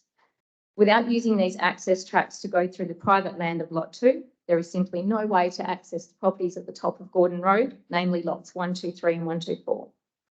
There are extreme safety risks that present with not having road and vehicular access, particularly safety risks that present to Lorraine, myself, and her young grandchildren, my children who visit that property. These risks also present to the occupier of Lot 123 Gordon Road and her children, her family. Emergency services, ambulance, police and fire are unable to access the property in the event of an emergency, including but not limited to a fall, a snake bite or a fire. On the 10th of March 2022, almost 18 months ago, after numerous telephone calls to the Shire, we, along with the owners of Lot 123, were advised by the Shire in writing that engineering services were looking into options available and how the current situation could be resolved so the scenario did not continue. We were advised the matter was complex and external advice would need to be sought by the Shire. We were also requested to provide any documentation we held regarding how this setup had come about. It was confirmed no access rights existed on the property, Lot 2, along the road being used to access lots 123 and 124. We were also advised the Shire was not sure how the situation had come about. As in any normal situation, the roads are constructed and delivered at the time of development when the lots are created. Such didn't occur in this situation. On the 24th of March 22, we advised engineering services Lot 2 Gordon Road had been sold. On the 30th of March 22, contacted engineering services for an update after receiving no contact from the Shire. 13th of April 22, we received contact from engineering services advising the matter had been discussed by the Shire with external lawyers who were preparing advice. We were advised by the Shire that one avenue of advice was that any common law rights apply given the period of access has been in place. We were further advised that advice would be provided in about a week. It was the 13th of April 2022. We were also advised by the Shire as far as the existing road reserve went, it was very steep in front of the property and maybe more complex to provide access within the existing reserve. The 17th of June, months later, we contacted the SJ Shire again for an update after receiving no contact. The 20th of June 2020, 12 months passed. SJ Shire Engineering Services advised via email that SJ Shire lawyers advice had been received, providing multiple options. I quote, easements, building the road or crossovers being constructed in the road reserve. SJ Shire advised they contacted the new owners of Lot 2, Mr. Matt Jones and fiancée Jasmine, who unfortunately are unable to be with us this evening, who advised the current scenario was not an issue for them for at least 12 to 24 months. They just purchased the property, so there was time to get this resolved. Engineering Services also advised they'd requested funds in the budget for the next financial year, which was 22-23, to construct an alternate access, which is subject to council approval as part of the annual budget adoption.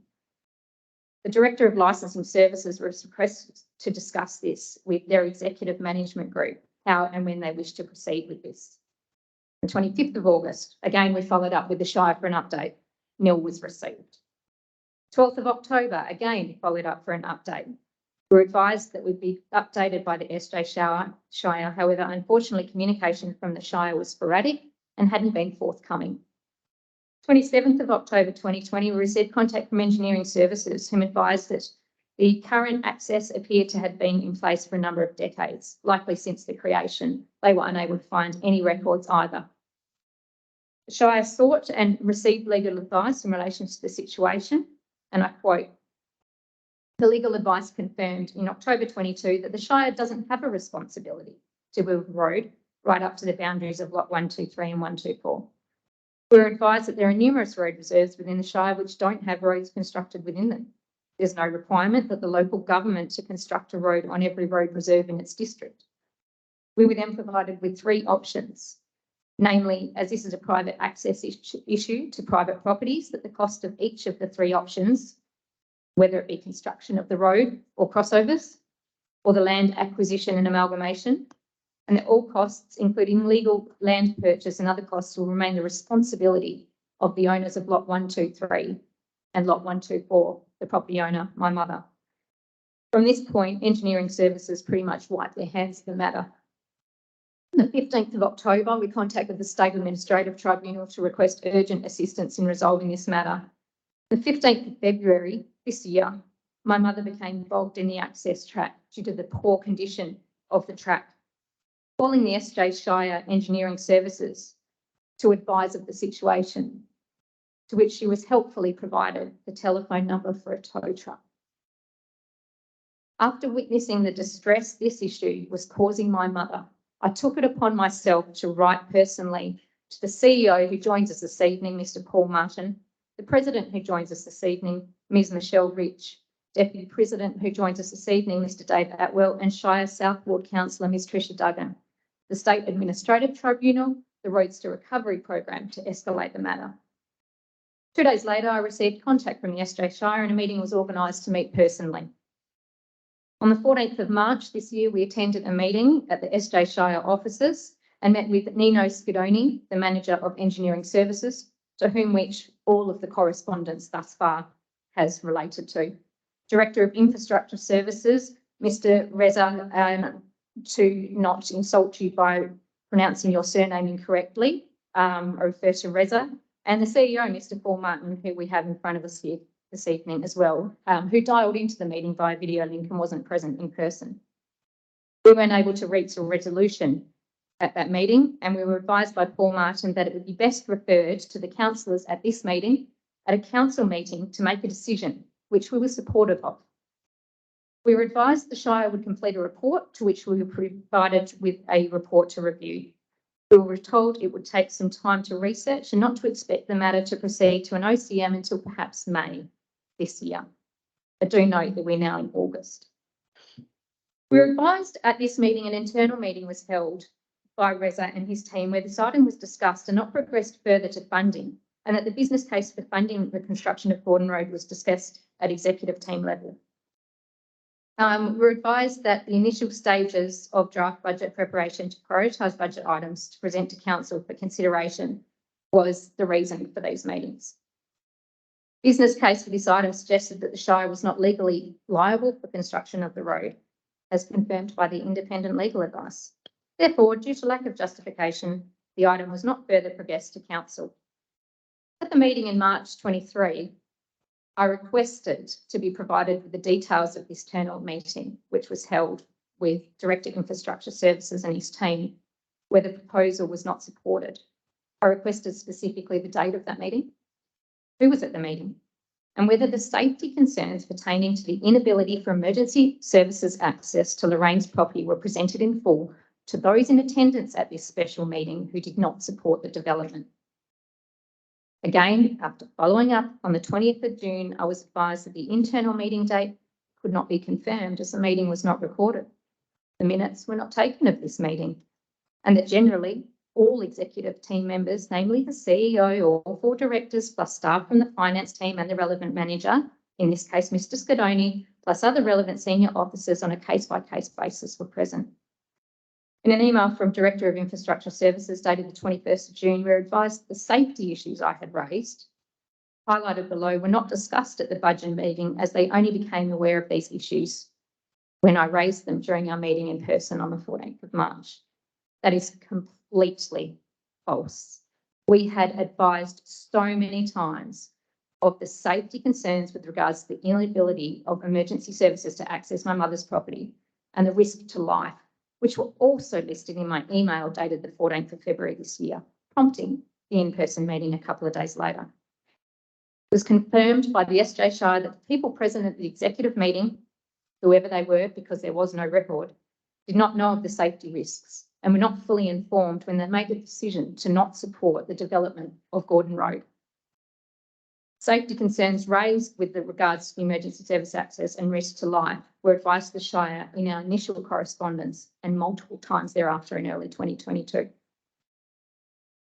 On Tuesday, the 20th of June at 5:53 p.m, we were advised by the SJ Shire that the Gordon Road access matter was being presented to Council the following day, on Wednesday, the 21st of June, as part of the second part of the June OCM. We were advised, we were asked, if we wish to speak, and advised of our intention to address Council, as I'm doing now at the second part of the June OCM. I was also disappointed at the lack of notice, however, look forward to being able to resolve the issue on Wednesday evening after a long 18 months. We were then advised that the Gordon Road item was on the Council agenda meeting for the 19th of June. However, it wasn't presented due to time restrictions, where some of the items on the agenda, including the Gordon Road matter, were postponed to be presented on the Wednesday. On the Wednesday, we'll then advise that statements were made on the Monday. So now that the statements can be made on the Wednesday, conflicting to what we were told on the Tuesday. The Shire then proposed that the Council request Council to defer this item to Wednesday the 21st, from Wednesday the 21st of June to the July Council meeting last month. So we could then present a statement on that day. Despite our attempts to get the matter listed for the June meeting, these were declined, and an exemption for a late item was also declined.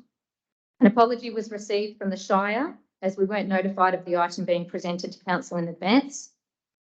In recognition of the notification to ourselves and being overlooked and the loss of opportunity for ourselves to present our case to Council, Engineering Services requested Council to consider an alternative officer recommendation to defer this meeting to July.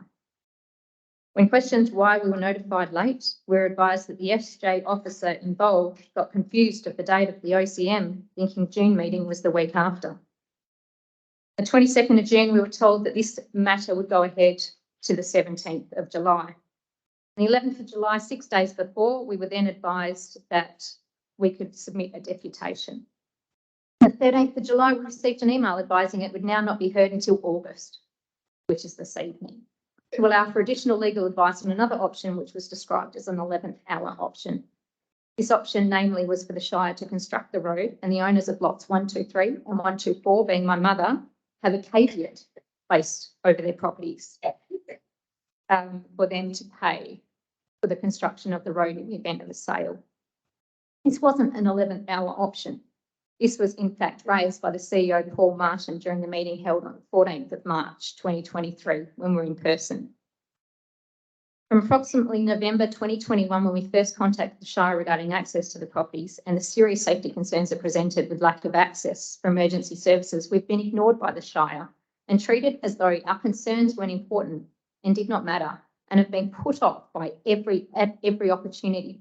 The communication has been limited, and almost 2 years later, we finally find ourselves here in front of you this evening at the August Ordinary Council meeting. Unfortunately, on Friday, the 30th of June, Lorraine, my mother, as you'll see behind me here, had an accident and a fall at the property, which has resulted in both hands being broken. Attendance at Rockingham Hospital, both hands in plaster casts, surgery at Royal Perth Hospital to insert a plate and screws into one hand, and now she sits here behind me this evening with 2 broken hands and her hands both in splints. Lorraine was initially unable to shower herself and was drinking through a straw. The hospital offered help in the home and silver chain services and transport to and from the hospital for medical appointments. However, we had to advise the hospital that Lorraine's property cannot be accessed due to this very issue. Lorraine's life continues to be at risk, probably now more so than ever, as she has 2 broken hands, as does the safety to my life and Lorraine's grandchildren and visitors when they visit. Lorraine is a ratepayer and she deserves to be able to access her property, a right that every other ratepayer, including the CEO, Mr. Paul Martin, and the Shire President, Ms. Michelle Rich, and the councillors present also have. The Shire has a duty of care to their residents and the community, which includes my mother, Lorraine, to provide access to emergency services to sustain and preserve life. I would expect that in the unfortunate event of a fatality, that a coronial inquest would certainly provide comment on the issue of the inability for emergency services to access the concerned properties and the Shire's awareness of this issue. It is negligent for the Shire to absolve themselves of all responsibility for this issue. It is unacceptable for the SJ Shire to request payment or suggest a caveat for construction of Gordon Road from the owners of Lot 123 and 124. I doubt any other ratepayer in the Shire of SJ has had to pay for construction of their own road. We acknowledge this is a very complex issue, and it is no fault of any person whom is currently employed in the relevant positions within the Shire or as a current landowner, and no records appear to be held.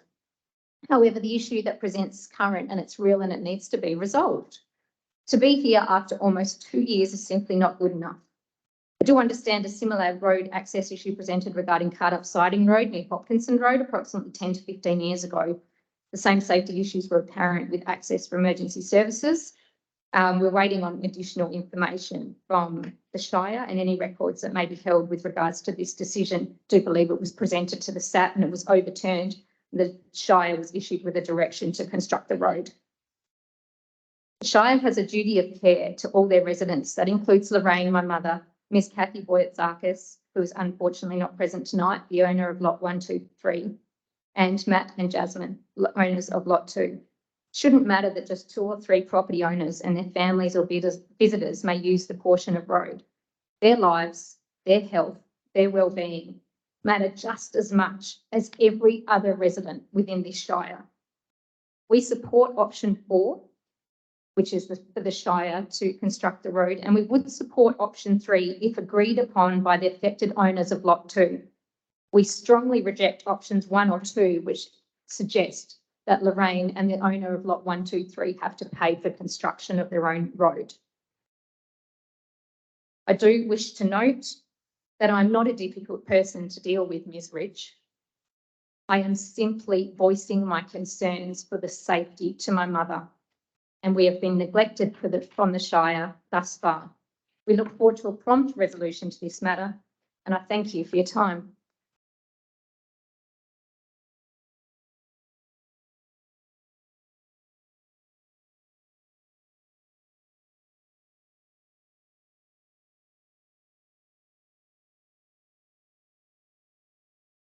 Item 5 on tonight's agenda is the President's report.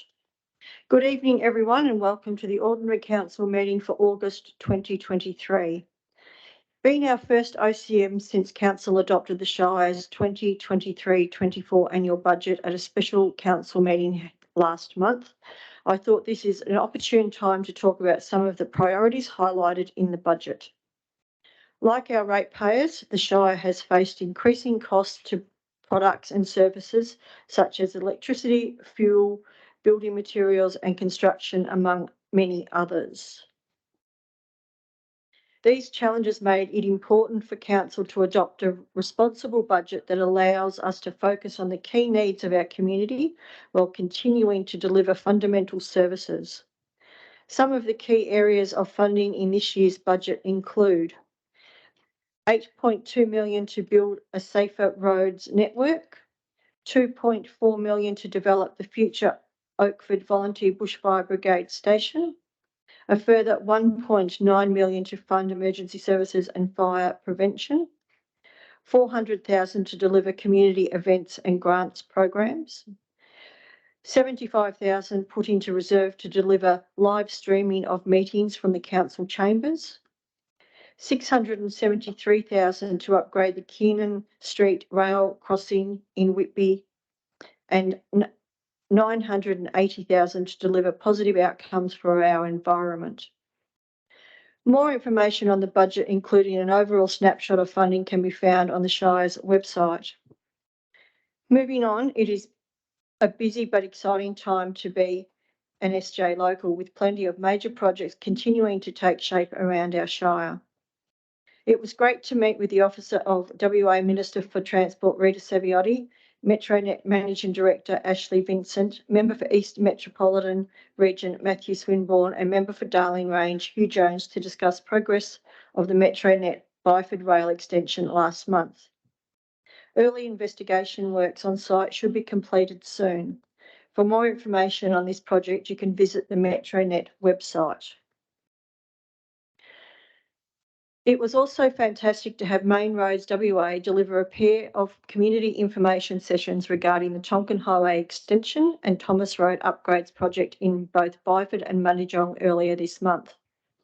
I was fortunate enough to attend both sessions, which were a great chance for residents to see project designs in detail and understand the scope of these large-scale works. This past month has also been a busy time for our local community groups and organisations. I was pleased to join Landcare SJ along with the WA Minister for Environment, Rhys Whitby, for a walk through our gorgeous Jarrahdale bushland earlier this month. This was a great chance to showcase our local environment, followed on from the Landcare's successful National Tree Planting Day event in Byford just a week earlier. Another group doing wonderful work in our community is our SJ Neighbourhood Watch. It's great to see the group making their way across our entire Shire with their latest meeting held in Oakford and Keysbrook the location for the next meeting. For more information on the Neighbourhood Watch or any other community groups, please visit the Shire's website. As always, my full calendar can be viewed on the following pages.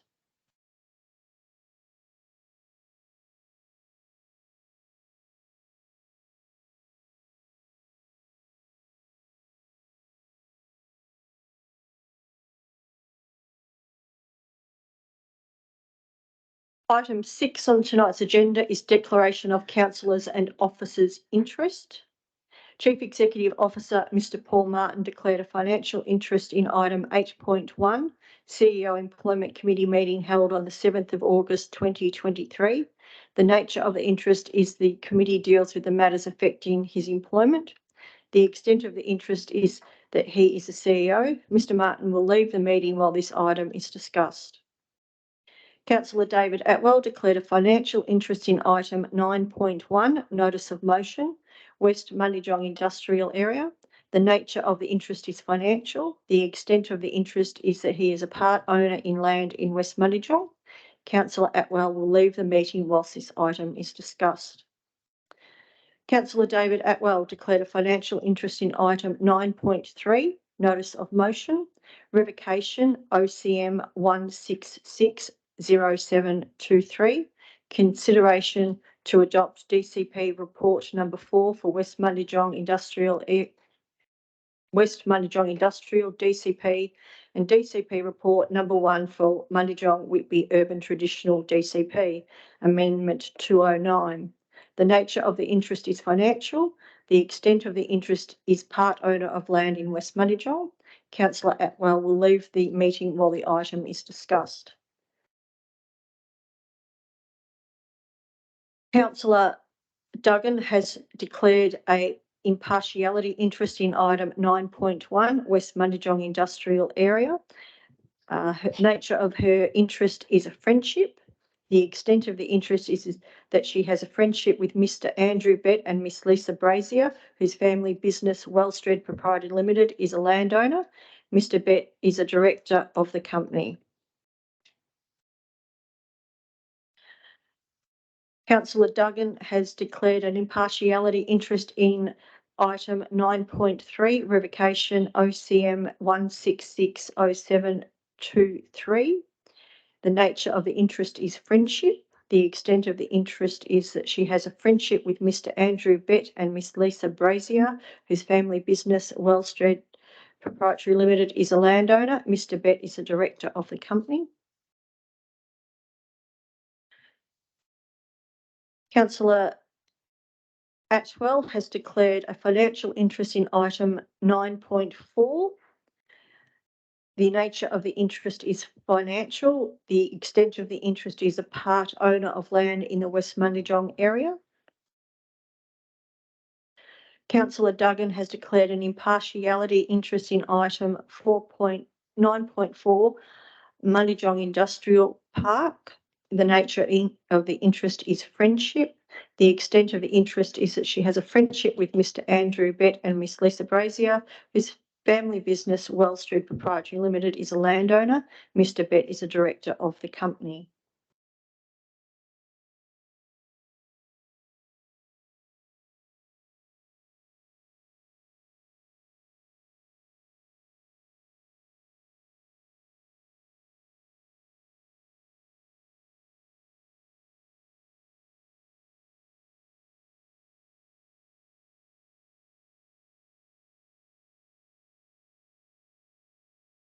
Item 7 is confirmation of minutes of previous council meetings. 7.1 is the ordinary council meeting held on the 17th of July 2023. Can I please have a mover for these minutes? Thank you, Councillor Strawtons. Councillor Duggan, are you happy to second? Happy to second, thanks. Thank you, Councillor Duggan. Is there anybody opposed to these minutes?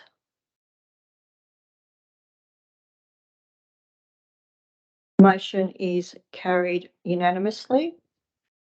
Item 7.2, special council meeting held on the 31st of July 2023. Can I please have a mover for these minutes? Thank you, Councillor Strawtons. Can I have a seconder, please? Thank you, Councillor Strange. Is there anybody opposed to this motion? Motion is carried unanimously. Item 8 is receipt of minutes or reports and consideration of adoption of recommendations from committee meetings held since the previous council meeting. Item 8.1 is a CEO Employment Committee meeting held on the 7th of August 2023. Madam President, I've declared a financial interest, so I'll leave the room. Thank you, Mr. Martin.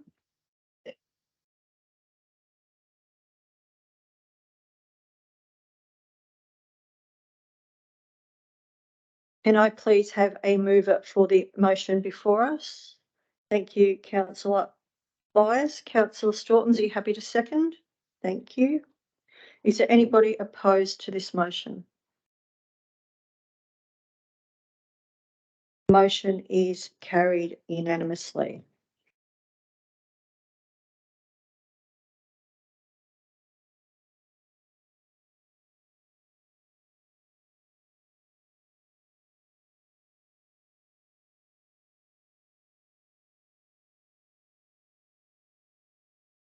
Item 9, sorry, Mr. Martin, the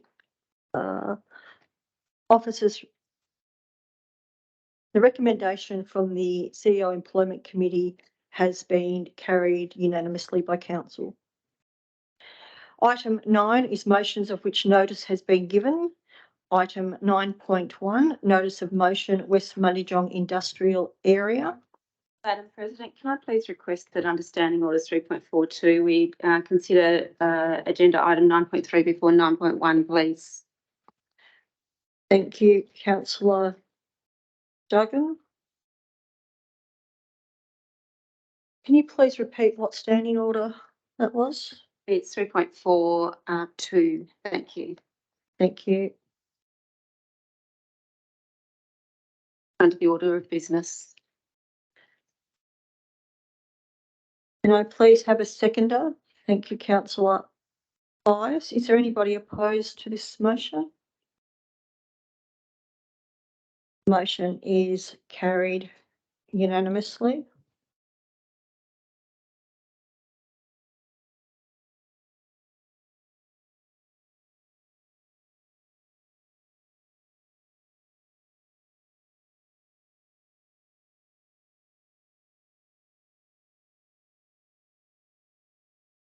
Can we please request Councillor Atwell to come back in?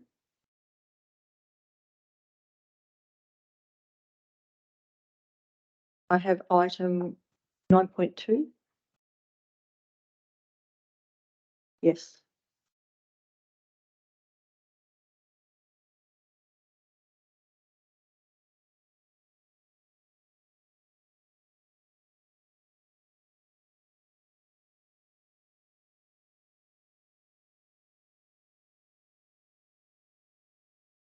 Councillor Atwell, council has moved to hear item 9.3 before 9.1. So we have moved to 9.2 before the West Manijong items are dealt with. Item 9.2, notice of motion bridle path east of the trotting complex. Can I please have a mover for this motion? Thank you, Councillor Strawbridge. Can I have a seconder for this motion, please? Thank you, Councillor D'Agostino. Is there anybody opposed to this motion? Not opposed, Madam President, but a question, if I may. Councillor Bias? Just to the CEO and perhaps to the director, the addition of with point 2, will there be any, do you foresee any financial implication? Is it going to require any additional works or any additional funding? Madam President, I might ask the director to respond first, and I'm happy to add after that.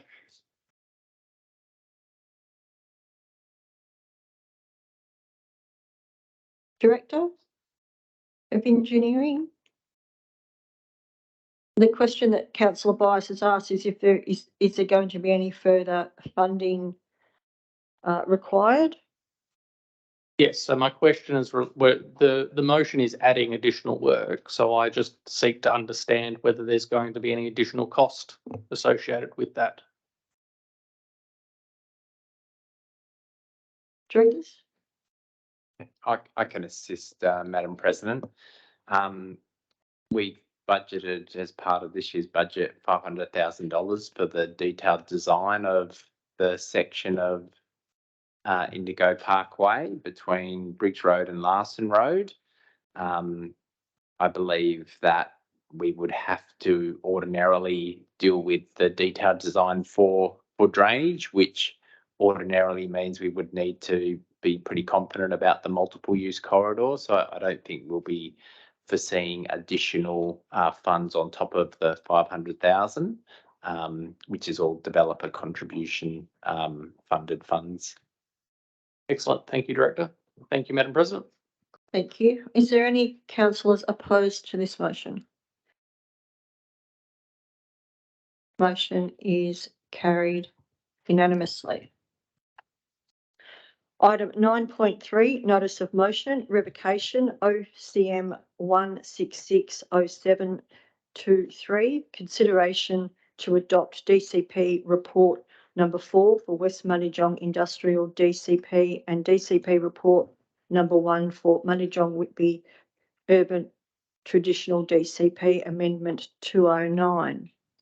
Madam President, I know that Councillor D'Agostino, obviously as the mover, has proposed it, and Councillor Coles and Councillor Mack have indicated their support in writing. I just wonder whether the three of them would give a show of hands to say they're still happy for the revocation to be considered for the minutes. Thank you. Thank you, councillors. We will deal with this item in two parts. So part 1 is the councillor recommendation that council revokes the following part of the second point of council resolution OCM 1660723 made at the 17th of July 2023 ordinary council meeting. 2.2 advising that in relation to the Westport landside logistics options presented to council at the briefing held earlier this year, that the council does not support option 3, Oakford Major Logistics Hub, given its undermining of the Shire's local planning framework and significantly its impact on the West Manijong industrial area. Can I please have a mover for this first part? Thank you, Councillor D'Agostino. Can I have a seconder, please? Thank you, Councillor Coles. Is there anybody opposed to this motion? Thank you, Councillor Strange. Councillor D'Agostino, would you like to open debate, please? Thank you, Madam President. And I think the key issue here for me in relation to this resolution is the definitive position stated in the resolution not to support option 3 in relation to the potential Oakford logistics hub. And there are a number of concerns with this. and they all relate to us as councillors not being fully and properly briefed and informed. And you'll see that part 2 of the proposed resolution is to achieve exactly that, to ensure that we are fully and properly briefed and informed so we really understand the implications and the consequences and the strategic importance of either of these sites for our Shire. And I think some examples of that might be if West Mundajong industrial area is the preferred area, for example, will this proposed logistics area even fit in West Mundajong? I certainly have no idea, and I'm not aware of that information. And if it will fit, how will it impact on those existing businesses in West Mundajong? How big exactly is this logistics area, for example? Would it perhaps be better located on the west side of Calgotich Road of West Mundajong? And if Oakford was preferred, could it actually assist and benefit the West Mundajong industrial area? And for example, where exactly in Oakford is it proposed? And this is just some of the many queries and issues that arise out of this decision. And I think it's incumbent on us to be fully and properly briefed on understanding the consequences of both of these potential options before we make a decision and we go out writing to the minister with a definitive and strong position on one particular site when we've genuinely, or I certainly don't, and I don't believe we as a council genuinely have an idea on the pros, cons and implications of either site. Thank you. Thank you, Councillor D'Agostino. Councillor Coles, would you like to speak or reserve? Thank you, Madam President. I echo the comments that Councillor D'Agostino made, and quite simply, I think the key part here is that we need all options on the table. And if we were not to revoke this motion and we were to dictate to the state government that we don't want any option in Oakford, it's only going to be West Mundajong, I think that's a risk. I think that is quite clearly a case of us putting all our eggs in one basket. We are then hedging all our bets on West Mundajong.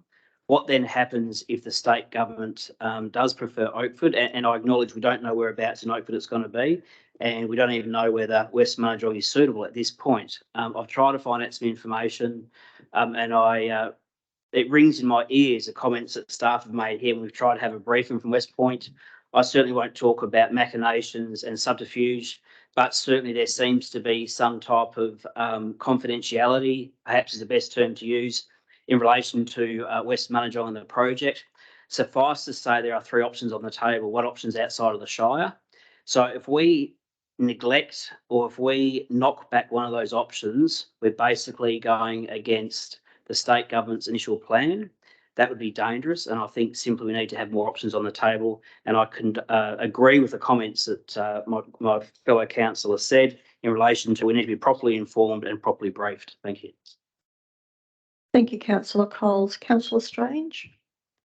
Thank you, Madam President. I'd like to start by extending my gratitude to Councillor D'Agostino for his insights on the potential amendment to the existing resolution.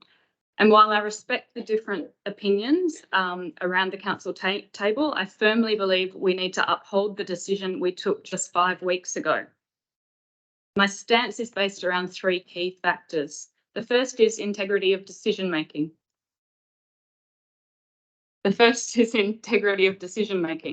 Revoking our decisions, especially with limited justification, not only erodes the confidence in our decision-making process, but also tarnishes council's reputation. The more often we are seen to change our collective mind, the greater the level of damage done. As was the case on the night, I don't believe that there's any compelling arguments or a defensible justification to overturn our current resolution, nor are there any benefits to doing so. The second factor would be timeliness and efficiency. We received a briefing from Westport in March, so only a few months ago. In my mind, that briefing was inadequate and left many questions unanswered. If we are to delay our communication to the relevant ministers until after another briefing, it is likely to be October at the earliest before we revisit formalising our concerns. While I'm not opposed to seeking further information from Westport, we are easily able to address this by adding additional points to one of the other motions before us tonight about Westport. The third reason, and perhaps the most important reason, is we need to start advocating strongly for West Mundijong. There's a pressing need to voice our concerns about the Oakford option even being considered as a central industrial component for future port operations, given its impact on West Mundijong. The Westport CEO that gave the briefing to us himself admitted that choosing Oakford could jeopardise the demand for industrial development at West Mundijong, which is a far superior location in terms of connections to essential road and rail. I've invested significant effort and time over the last few months to gain an understanding of how the future port at Westport is likely to impact our Shire and its residents. Regrettably, despite what they attest to on their website, Westport's office more recently has been very quiet on the community engagement front, particularly in relation to the landside options being considered. From what I have gathered, Westport's supply chain integrated design project is nearing its advanced stages. Based on a schedule produced for a tender last year, they are at least on the verge of transitioning from phase 3 to phase 4, with the findings of these phases likely to form crucial inputs into the final Westport business case that will be reported to government next year. Just to underscore the importance and urgency of this decision before us tonight now, phase 3 is their analysis of landside options and phase 4 is their optimisation of a preferred option. The following is actually a quote that I'm going to read out from the Westport office. The Westport office will deliver advice to government throughout they're calling it SKID abbreviation, SKID project, to ensure alignment of the Westport program with government policy, to flag emerging strategic risks and seek support for the decision-making process to identify the preferred option to progress into more detailed modelling, design and costing. It's imperative for us to express our reservations about Oakford becoming a primary logistics hub, even if this option doesn't currently form one of their preferred options. As stated in a number of Westport publications, planning for a port and its supply chain is complex and in many ways cannot be fixed so early in the process. Preferred options can change. They say that themselves, preferred options can change. Standing back as a council now and failing to make our objections to the Oakford major logistics hub known is a disservice to our community. It is in violation to our local planning framework, totally inconsistent with our local planning framework and the state planning framework. If this option is progressed, it will essentially see many Oakford households hemmed in between two industrial zones, significantly detracting from the area's existing amenity and quality of life offered. Decisions are imminent in Westport's planning and they will profoundly impact our Shire. Let's ensure our concerns about Oakford are unambiguously and articulated while they still have the potential to guide the outcome. I urge the council to act decisively with the best interests of our constituents in mind and vote against this motion to revoke what is essentially a good decision. Thank you, Councillor Strange. Is there any councillors that would like to speak for the motion?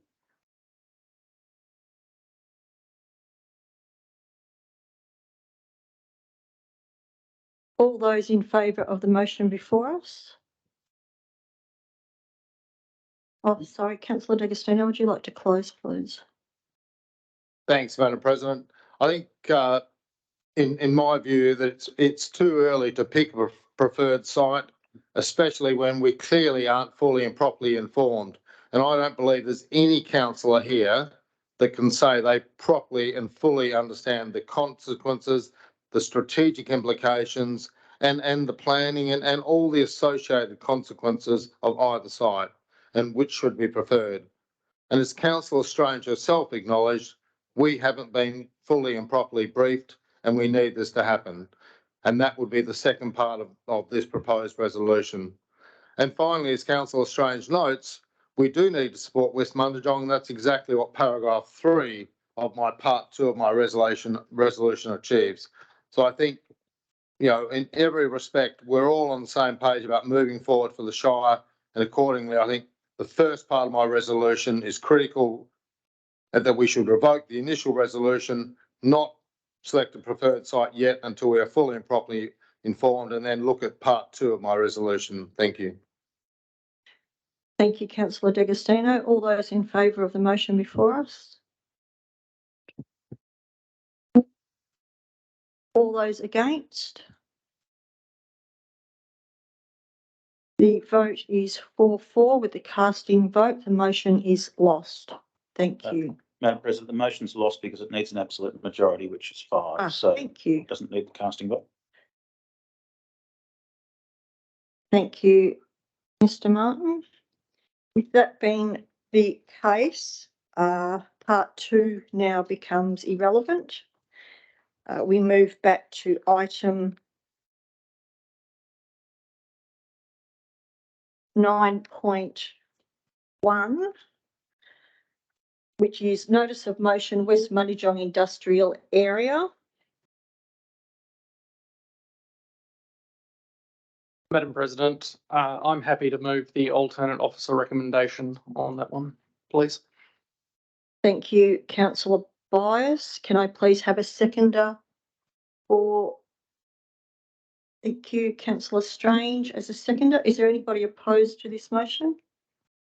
Madam President, if we could just read out the alternate. I've torn up a few pages and I'm not finding it in a hurry. I'm happy to do that, Madam President. The alternate officer's recommendation, as provided by the CEO, thank you very much, Mr. Martin, is that Council 1 request the Chief Executive Officer to organise an urgent briefing of Council from Westport in order to receive an update on the status of freight and logistic planning and to enable Council to advise its concerns with regard to the Oakford option and a range of negative impacts this will have on the community. 2, request the Chief Executive Officer and the Shire President write to the Minister for Planning, Lands, Housing, Homelessness to set out the opportunity and importance of Development WA allocating its Industrial Lands Authority business unit to directly invest in the West Mundijong industrial area to unlock its development potential. Thank you, councillor Byers. Is there anybody opposed to the motion we have before us?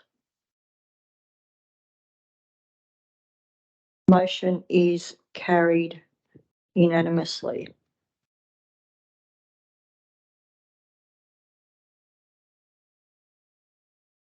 Item 9.4, notice of motion, Mundijong Industrial Park. And I please have a mover for this motion. Madam President, I'd like to move the officer's recommendation.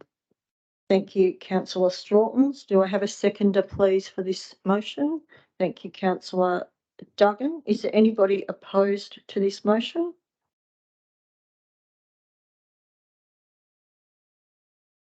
Motion is carried unanimously. Can we please have councillor Atwell return to the meeting, please?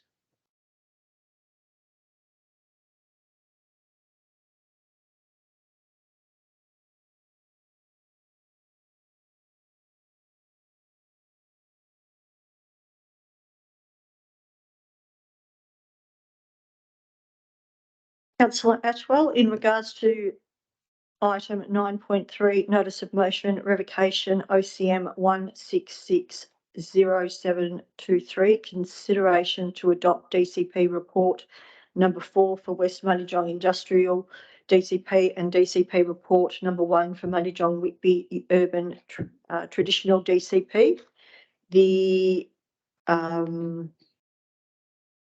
Part 1 of that motion was lost due to not having an absolute majority. In regards to item 9.1, notice of motion, West Mundijong Industrial Area, the alternate officer's recommendation has been carried 8-0 by council. And in relation to item 9.4, notice of motion, Mundijong Industrial Park, the alternate officer's recommendation has been carried by council 8-0.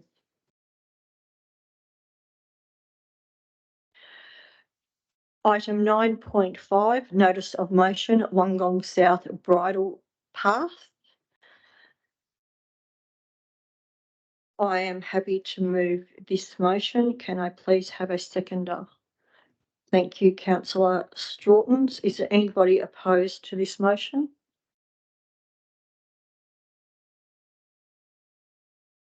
Motion is carried unanimously.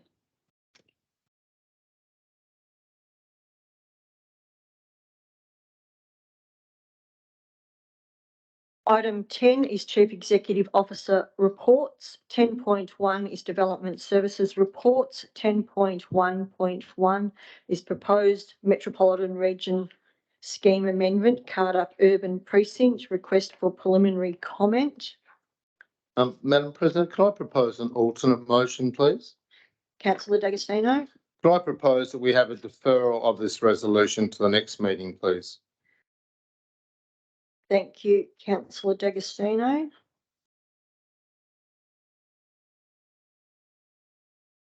Can I have a seconder for the motion? Madam President, just a question to the director in relation to a deferment. Are there any time implications that we will not be meeting? Director? Thank you, Madam President. I would need to request from the Department of Planning, Lands and Heritage whether they would give us additional time to consider making a response. Thank you, Director. I'll call again for a seconder for this motion that we have before us. Thank you, councillor Duggan. Is there anybody opposed to this motion? Madam President, just a follow-up question. Thank you, if I may, councillor to the Byers. director. So effectively, the department could say no, and we wouldn't be able to provide a submission. How would that work? Director? Thank you, Madam President. We've been requested to make a submission by a date that was already requested to be extended to facilitate tonight's council meeting. So simply, I can't advise what they'll if they'll agree to a further extension of time. It is seeking preliminary comment from the Shire. So the proposal, if it did eventuate into a formal sense, there would still be a subsequent process for formal comment from the local government also. Thank you. Out of interest, what was the extension we've already been given? From memory, it was about 3 weeks.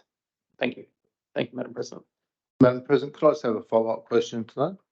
Thank you, councillor D'Agostino. Director, I think when we spoke on Friday, I think you said in your experience, generally they are reasonably open to extensions such as this. Is that correct?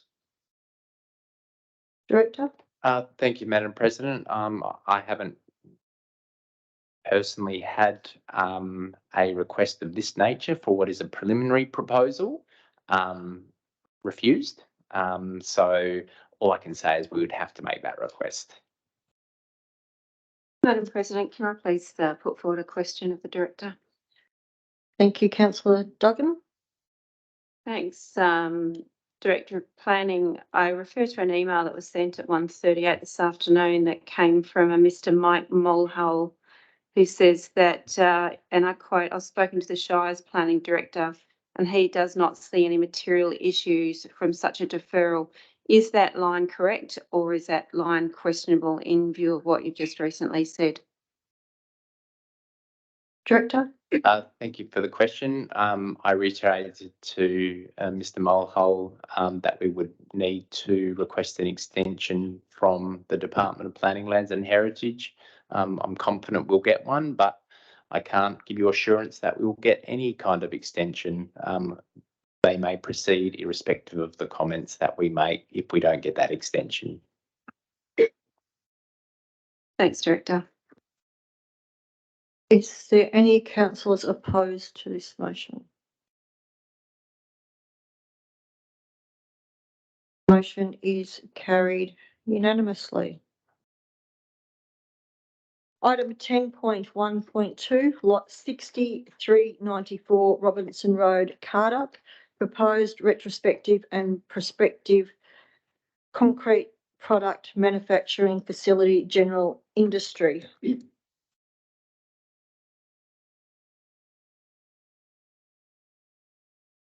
Madam President. Sorry, I don't know if you heard me, Madam President. Councillor Coles, can you please wait till I find the appropriate page? Would you like the page number, Madam President? It's page 84. No, thank you, Councillor Coles. Thank you. Can I please have a mover for the motion in front of us, please? Thank you, Councillor Coles. Can I please have a seconder? Thank you, Councillor Duggan. Mr. Colson moving the officer's recommendation. Sorry, Mr. Chair, I was cut off. Yes, I was asking to move the officer's recommendation. Is there anybody opposed to this recommendation?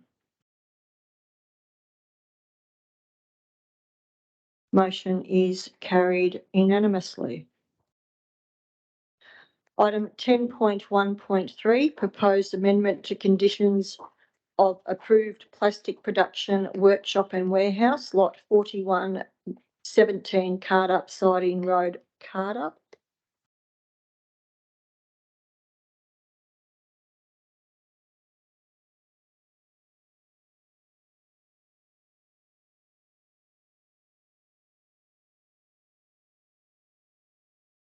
Can I please have a mover for this motion, please? Thank you, Councillor D'Agostino. Can I please have a seconder for this motion? Thank you, Councillor Coles. Councillor D'Agostino, are you moving the officer's recommendation?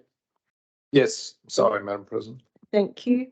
Is there any councillors opposed to this motion? Not opposed, Madam President, but if I may ask a question. Councillor Duggan. Thank you, Madam President. So can I just confirm that the testing that is intended by the independent testing regime for odour and airborne microplastics is more intense than what's been done to date, please? Director. Thank you, Madam President. Thank you for the question. Certainly, I would consider them to be far more robust conditions because they particularly put in place a clear mechanism by which an independent expert, if they saw fit, to require the operation to cease and be remedied to address any exceedance or issue that their auditing and reporting revealed. Thanks for that, Director. And Madam President, if I may, a follow-up question. And is that compliance, that is to be, the compliance itself is to be undertaken by an independent evaluator rather than the Shire, is that correct? Yes, through you, Madam President. Yes, that's correct, Councillor. Thank you. Is any councillors opposed to the motion before us?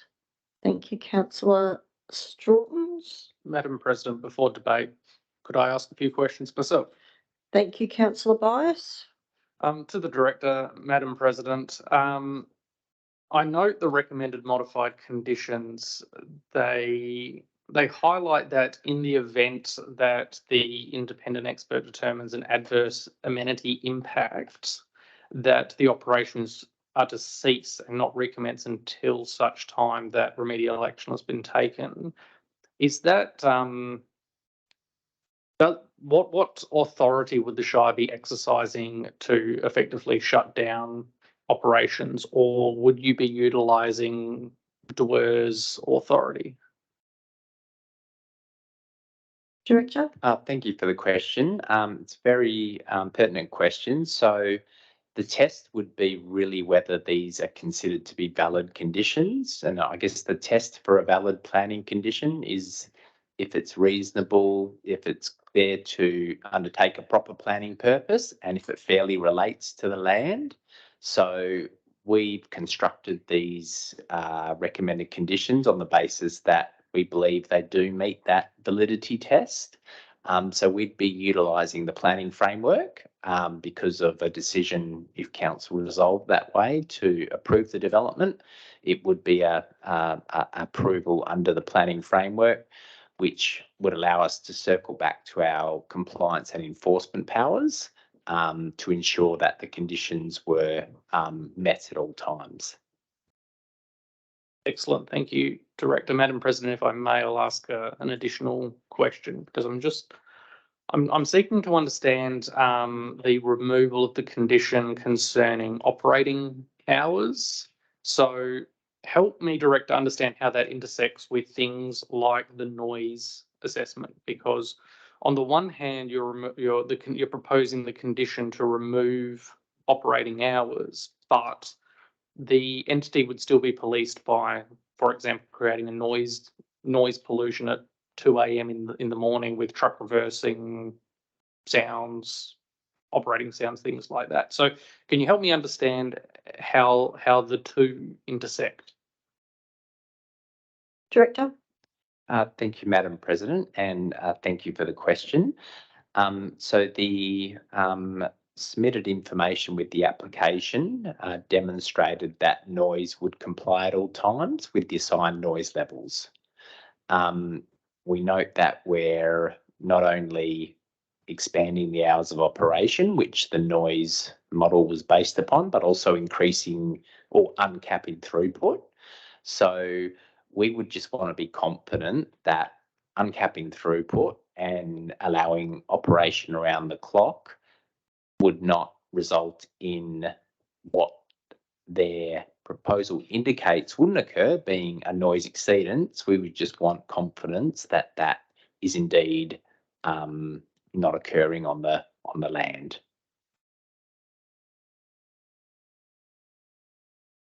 So how will you have confidence that it's not occurring? So will it be through standard compliance actions with local ratepayers, as we've had one say tonight, be the compliance officer and need to log these things, or would you expect it to come through these independent audits, or both? Thank you for the question. I certainly would expect that if there was an issue that was apparent, we would, like we have, receive complaints, but the recommended condition A does essentially stand to provide a robust assessment of that issue. So the removal of the limits of the hours of operation, allowing increased throughput, based on the application submitted to us, resulted in no adverse noise impacts. So testing that through monitoring and annual auditing and reporting would give me confidence that the operation is being appropriately regulated. One final question, if I may, Madam President. Councillor Bice? Is there a way to condition a trial period, for lack of a better term? Is there a way to grant approval for this unlimited trading hour and unlimited throughput for a period of time, say the first year, for these independent assessments to work, and then if council's satisfied to allow that approval to continue, or effectively review the independent monitoring regime that it's proposing? Director? Thank you, Madam President. Thank you for the question. Time-limited approvals are not unusual. Council would recall a lot of our sand mines generally have a time limitation imposed on them. Generally, the test is where there is a concern, an underwriting concern about the potential for adverse issues or adverse impacts. We did consider that as an option, but we didn't recommend it in this case. It is an option available for council in any development application to issue it on a time-limited basis, provided that there was, reasoning and proper planning reasons to do that. Generally speaking, it's like with sand mines, it's where there's some concerns about control of offsite impacts and the like. Madam President, I feel incredibly rude because we've only just gotten a move in a second, but I'd like to propose an amendment to the motion. Councillor Bice? Effectively, to give effect to what the director has described, I would like to amend what has been moved and seconded to allow for the officer's recommendation, but with a 1 year review period to allow council to see how the regime is working, and to ensure that this removal of operating hours and the removal of throughput isn't adversely impacting amenity. I will, of course, need the director's assistance on exactly how and where to inject that wording, please. Thank you, councillor Byers. Can I please call for a seconder for the amendment, please?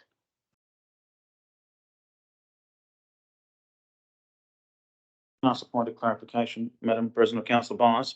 Are you suggesting that all the conditions are the time review, or just the ones relating to hours of operation and throughput? Those two, yes. So because from 1 year from now, we'll have gone through the December 1 reporting regime. So councillor Byers, you would like the 1 year review period connected to item 11, the operating hours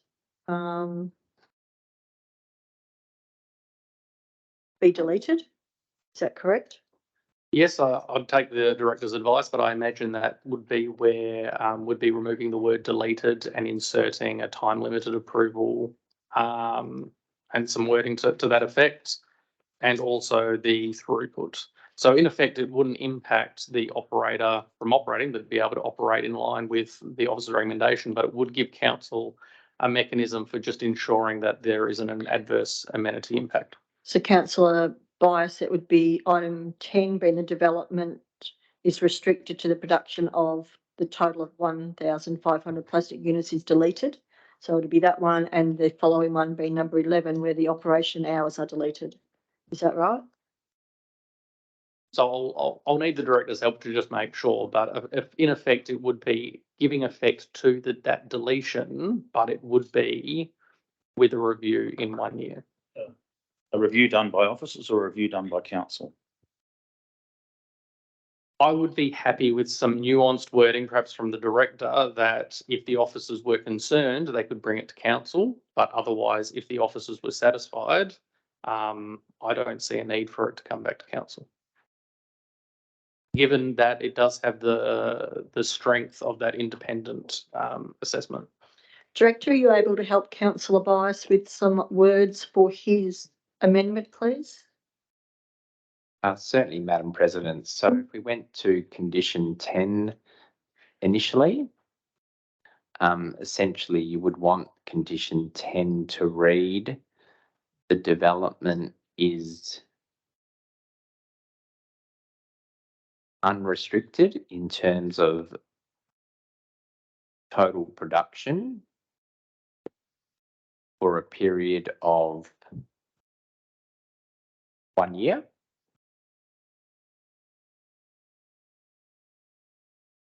Following which,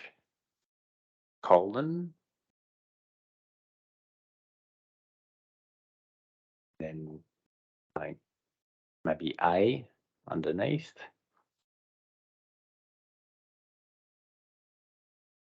The production is to return to no more than 1,500 plastic units per year due to unsatisfactory outcomes associated with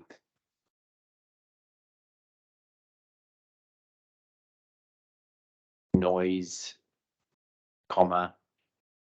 air emissions, and odor impacts.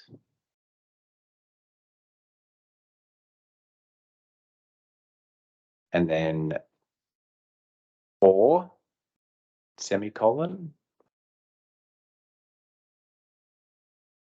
then or, and then B. Essentially copy and paste that sentence.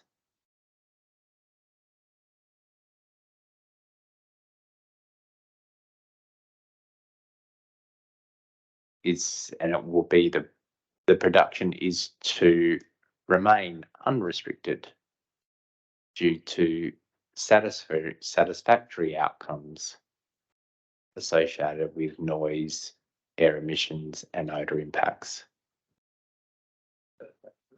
Yep.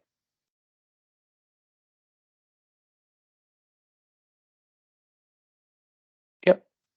Just join them together.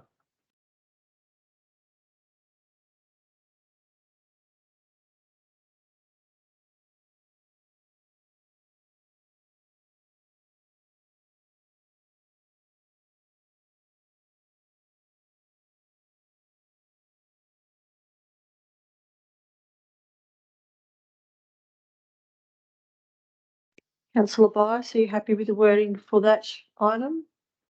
I am happy for that item, Madam President, then I imagine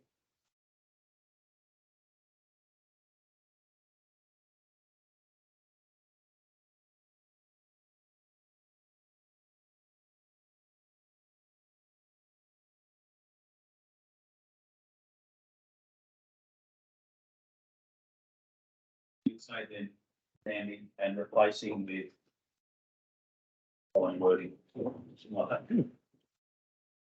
Yeah. Happy with that, Andrew? Yeah. if the director's happy, I'm happy, Madam President, and then that replicated but slightly massaged for the operating hours. Director, are you able to help with the wording? Thank you, Madam President. If we go and copy and paste item 10 entirely, and we can just adjust a couple of words. So we'll start by item 11.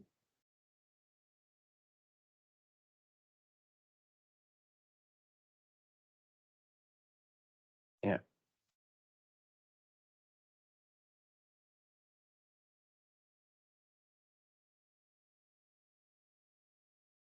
And replacing with the following.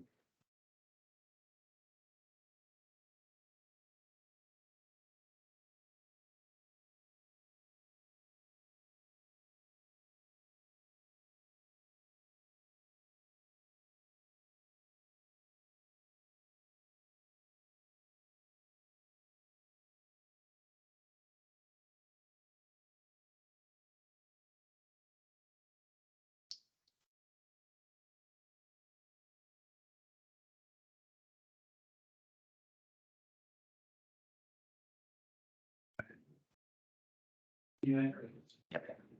Thank you. The development is unrestricted in terms of hours of operation instead of total production. Yep. For a period of 1 year, following which, and then copy and paste A and B in.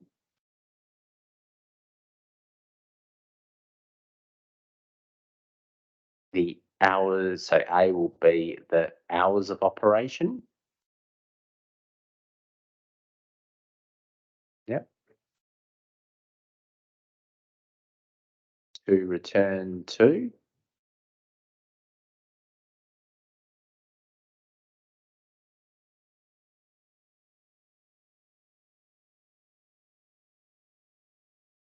So 7 a.m. to 5:30 p.m. Monday to Friday and 7 a.m. to 1 p.m. Saturdays.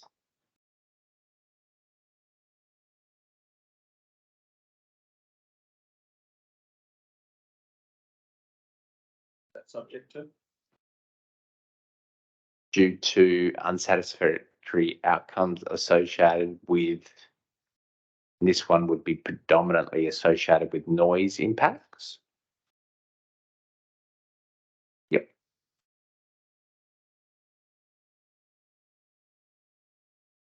No, just noise impacts.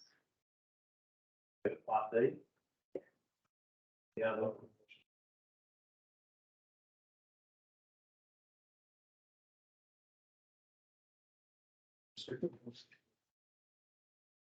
Hours of operation to remain unrestricted due to satisfactory outcomes associated with noise. So due to unsatisfactory outcomes associated with noise in part A, just go, yep. and just put in associated outcomes.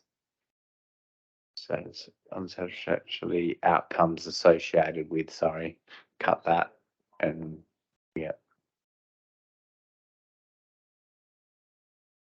Yep. 4B, yep.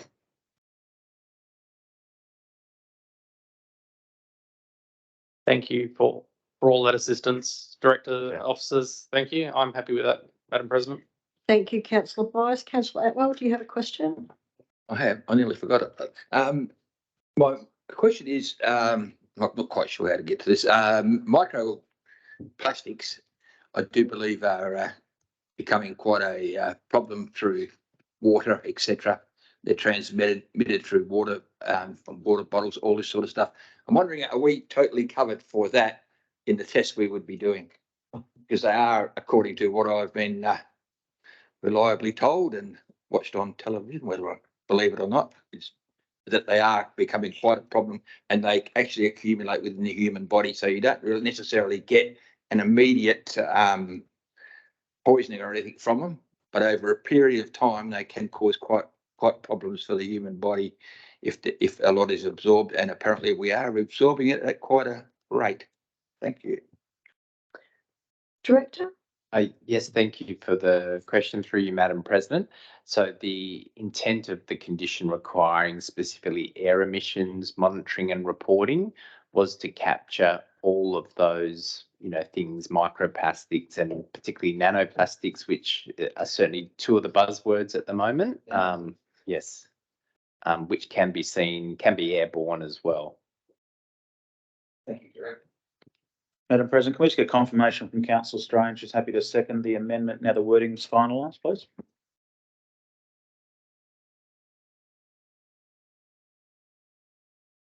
Thank you, councillors. All those in favour of the amendment that we have before us?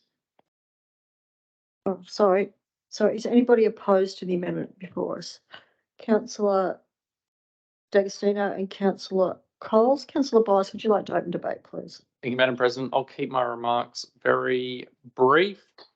I think what the officers have worked to with this officers' report is good. I'm very supportive of this independent testing regime. However, I did have reservations, particularly around the removal of operating hours and throughput.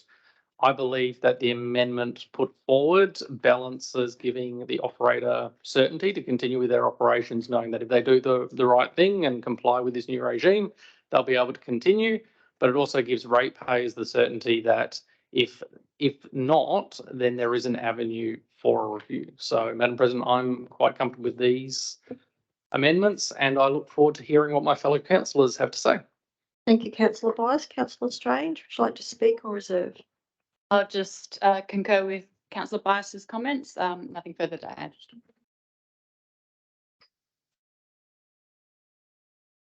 Councillor D'Agostino. Thanks, Madam President. No, I appreciate the sentiment and acknowledge the intent that Councillor Bias has brought forward. However, I do have a number of issues and concerns about the proposal, including, I think, as we all accept them, we can talk about it more if we get to the alternate resolution or the other resolution. The officers have done an excellent job on achieving a very fine balance on a difficult and sensitive issue. And I think they should be commended for the work they've done. And, initially we did hear the director expressly say they did consider time limits and restrictions and decided against it. So here we are as council now deciding that we're going to override what has been expressed consideration by our officers who we put so much time and trust in. I think that's an important consideration. And I think we often challenge ourselves not to do drafting on the run for its potential to create uncertainty. And I'm sorry, but I just look at this drafting and I just see red flags. And with all due respect to the director, because trust me, I know how hard it is to do drafting on the run. But I think if we're to challenge ourselves and say, due to unsatisfactory outcomes, what does that mean? That's such a nebulous and broad statement. And I think the concern I have with that is it really just makes the officer's job so much harder. And it really does, in effect, not give anyone the certainty, the proponent, the residents, whoever it is. And I suppose the concern with that, and also in addition to that, is initially, I think we were talking about being reviewed by the officers and then referred to the council if there are material deviations. That seems to have dropped out of this amendment. And then I think finally, the key issue here is about trying to come up with I suppose trying to second guess what the officers were doing in their resolution. And I challenge each and every one of you to say to yourself, what does an unsatisfactory outcome mean? And how are our officers going to implement that and interpret that? Because I wouldn't want to be in their shoes. And I would ask you to consider not voting for the resolution because of that uncertainty and the confusion that it's got the potential to create. Thank you. Thank you, councillor D'Agostino. Is there any councillor who'd like to speak for the amendment? Councillors, all those in favour of the amendment? All those against? Motion is carried 4-5. We return to the substantive motion of which now the amendment becomes part of. We have a mover in councillor D'Agostino, a seconder in councillor Coles, and councillor Strawtons has indicated he would like to speak against the motion. Councillor Strawtons, is that still the case?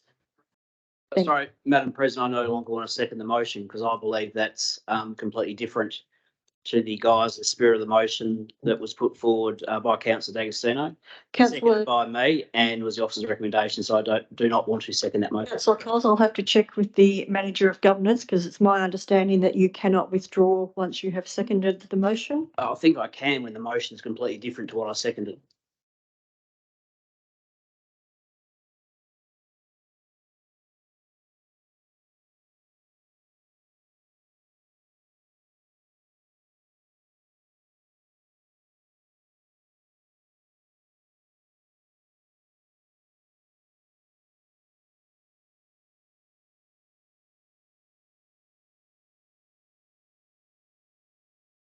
Madam President, we had this issue arise a little while ago, as you might recall, a few council meetings ago.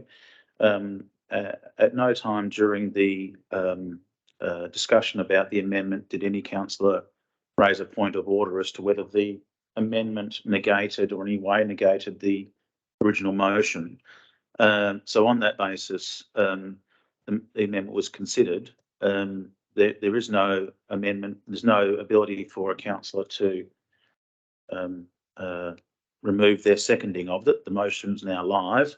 The councillor could not speak for it and could vote against it and move something else. But the motion's now live and can't be withdrawn at that point in time. Thank you, Mr. Martins. Councillor Coles, you do not have the ability to remove your seconding of the motion that we have before us. Councillor D'Agostino, would you like to open debate, please? Thanks, Madam President, and I share Councillor Cole's concerns for the reasons I outlined before about the I suppose the legal or the interpretation of the words that have been proposed. But in any event, I'll talk to the officer's recommendation, and I think it's important to note that this proposal has undergone a significant and thorough review. There have been many submissions, and I know the officers and most councillors have reviewed and considered those various submissions, and in deciding their position and for the officers in deciding the proposed conditions. And I think, as noted by the director in relation to the smells and odour, the officers recommended a change to a number of conditions, including those pertaining to air emissions and odour, and those conditions require annual monitoring and reporting by a qualified independent expert, and together with an expert's recommendation on how the operation may improve or change based on those results. So effectively, that mechanism is already there to achieve much the same as what Councillor Bias has proposed, but with a better structure and more certainty. And as the director has also acknowledged, this will be the primary tool used to regulate the development to ensure that the amenity impacts are managed. And I think it's really important to acknowledge that there's been two reports undertaken on the potential of airborne pollution. One initially done by the proponent, by I think it's EAQ Consulting, And then it's been reviewed by GHD, and those of you that are, have had some exposure in engineering and the like will understand that GHD is a very well respected and acknowledged expert.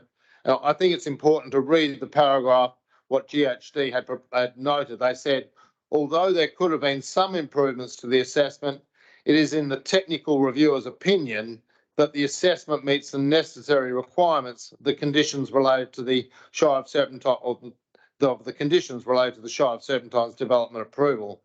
The methodology is sound and includes an acceptable level of conservatism for odour, which is the biggest risk associated with the operations of the facility. GHD recommends that an air dispersion modelling assessment is not required annually, though obviously note that has been put in by the officers, due to the low amount of atmospheric stack emissions and low risk to air quality. However, annual stack testing of criteria, pollutants, aldehydes, ketones and odour is recommended.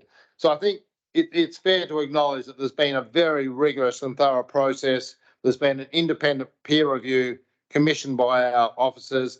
Our officers have done an outstanding job working through this very technical and complicated and sensitive issue that impacts on many ratepayers. And so I was proposing to recommend the resolution prior to these amendments, and I'll have to consider my position now in light of those changes, which I think add a very dangerous and nebulous nature to the approval. Thank you. Thank you, councillor D'Agostino. Councillor Coles, would you like to speak or reserve? I always like to speak, Madam President, you know that. Notwithstanding the fact that there's been an abusive process tonight, what I will say is this. Point of order, councillor Coles. There has not been an abuse of process. Objectively, or sorry, subjectively, I believe there has. Councillor Coles, can you please retract the statement you just made? No. Councillor Coles, please retract the statement you have just made. I have reflected upon something that has happened tonight. I don't agree with the process. I will say that. I don't understand why we have Councillor question and Coles, answer point of sessions. order, councillor Coles. Yep. I have asked you to retract the statement you made in regard to the abusive process. If you refuse to do that, you Yep. will no longer be heard. What do you think I should do? Councillor Coles, you are not here to play to the audience. Point of order, Madam President, you shouldn't be saying that. If you want me to say that I shouldn't have said a abusive process, I will say that. So let's go back to this. I don't understand why we attend question and answer sessions when we're trying to do things on the hop. A fellow councillor has made a comment that amendments and new motions on the hop is dangerous. I don't understand what we're trying to do here. We've had 83 submissions from residents and ratepayers that are concerned about this facility. So we need to make a decision based on the officer's recommendation. The officers have put in strict conditions. We're now going to vary one of those conditions on something that the community is particularly concerned about. We're going to vary a condition so these people can make as much plastic as they want. It may be lost on other people in this room, but one of the concerns that the residents and ratepayers had was stockpiling the plastics at 4.8 metres. We are now saying that there's no limits to how much plastics this company can make. So we're going to say, go crazy, make as much as you want, and in 12 months' time, we'll make sure you're complying with the conditions. Where are they going to stockpile all this plastic? Because we're given now a free rein to make as much plastic as we want. I'm absolutely dumbfounded as to where we are here and why this has been made on the hop tonight. We should be responsible. We should be responsive to our community. 83 submissions. Those submissions range from noise to pollution, being odour and air. The staff have done an outstanding job to try and put conditions in place to allay the concerns of the community. Now, we as councillors are going to snub our noses at the staff and change the officer's recommendation so we can allow these people, and look, let's take the emotion out of it. I think Warmwells do a great job for the community. They employ locals, and you know the school expo that we had at the senior school in Byford a couple of months ago was outstanding. I think the job they do is fantastic. The design and innovation they do of the smart stream is should be commended. But We've already heard from members of the public tonight. We just don't listen. We as councils need to start listening to the community. One day, I hope that changes. One day, I hope we as councillors can understand why we're here. We are here for the residents and ratepayers. 83 submissions that are concerned about this development. And we're now snubbing our nose at the conditions to say these people are good company, but inadvertently of that, they can make as much plastic as they want. They can stockpile it. The more plastic they make, the more track movements there's going to be. There's more risk of concerns being raised. These concerns being allayed by the officer's recommendation. We're changing that on the hop. That is a bad decision. It's a risky decision. And as a fellow councillor said, there's just too much ambiguity. Thank you. Mr. Martin and Director of Development Services, I am really confused and I have a few questions before we move on to the next councillor in order of debate. Am I correct in my understanding that in the officer's recommendation that point 10, which would have seen the deletion of any restriction on the total number of plastic units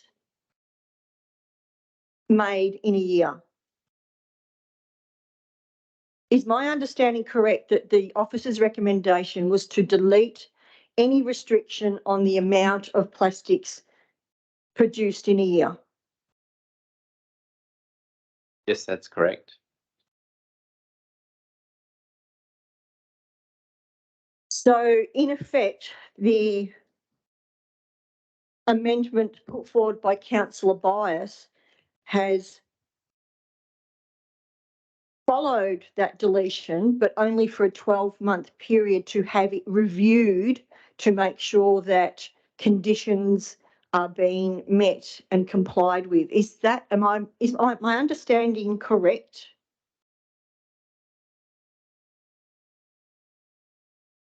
Thank you, Madam President. That's my understanding of what the amendment is seeking to do.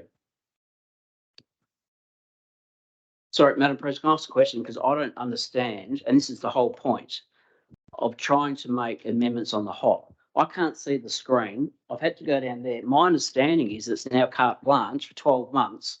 They can produce as much plastic as they want. Have I misunderstood that? Councillor Coles, my understanding of the officer's recommendation that you have seconded was carte blanche without any restrictions whatsoever. And the amendment put forward by Councillor Bias has supported the officer's recommendation for a 12-month period with a review time frame implemented in there to double check that compliance and conditions are being met. Madam President, perhaps we can actually get some clarification on this. And again, it goes to the point of having a divisive, dysfunctional council and people. Councillor Coles, point of order.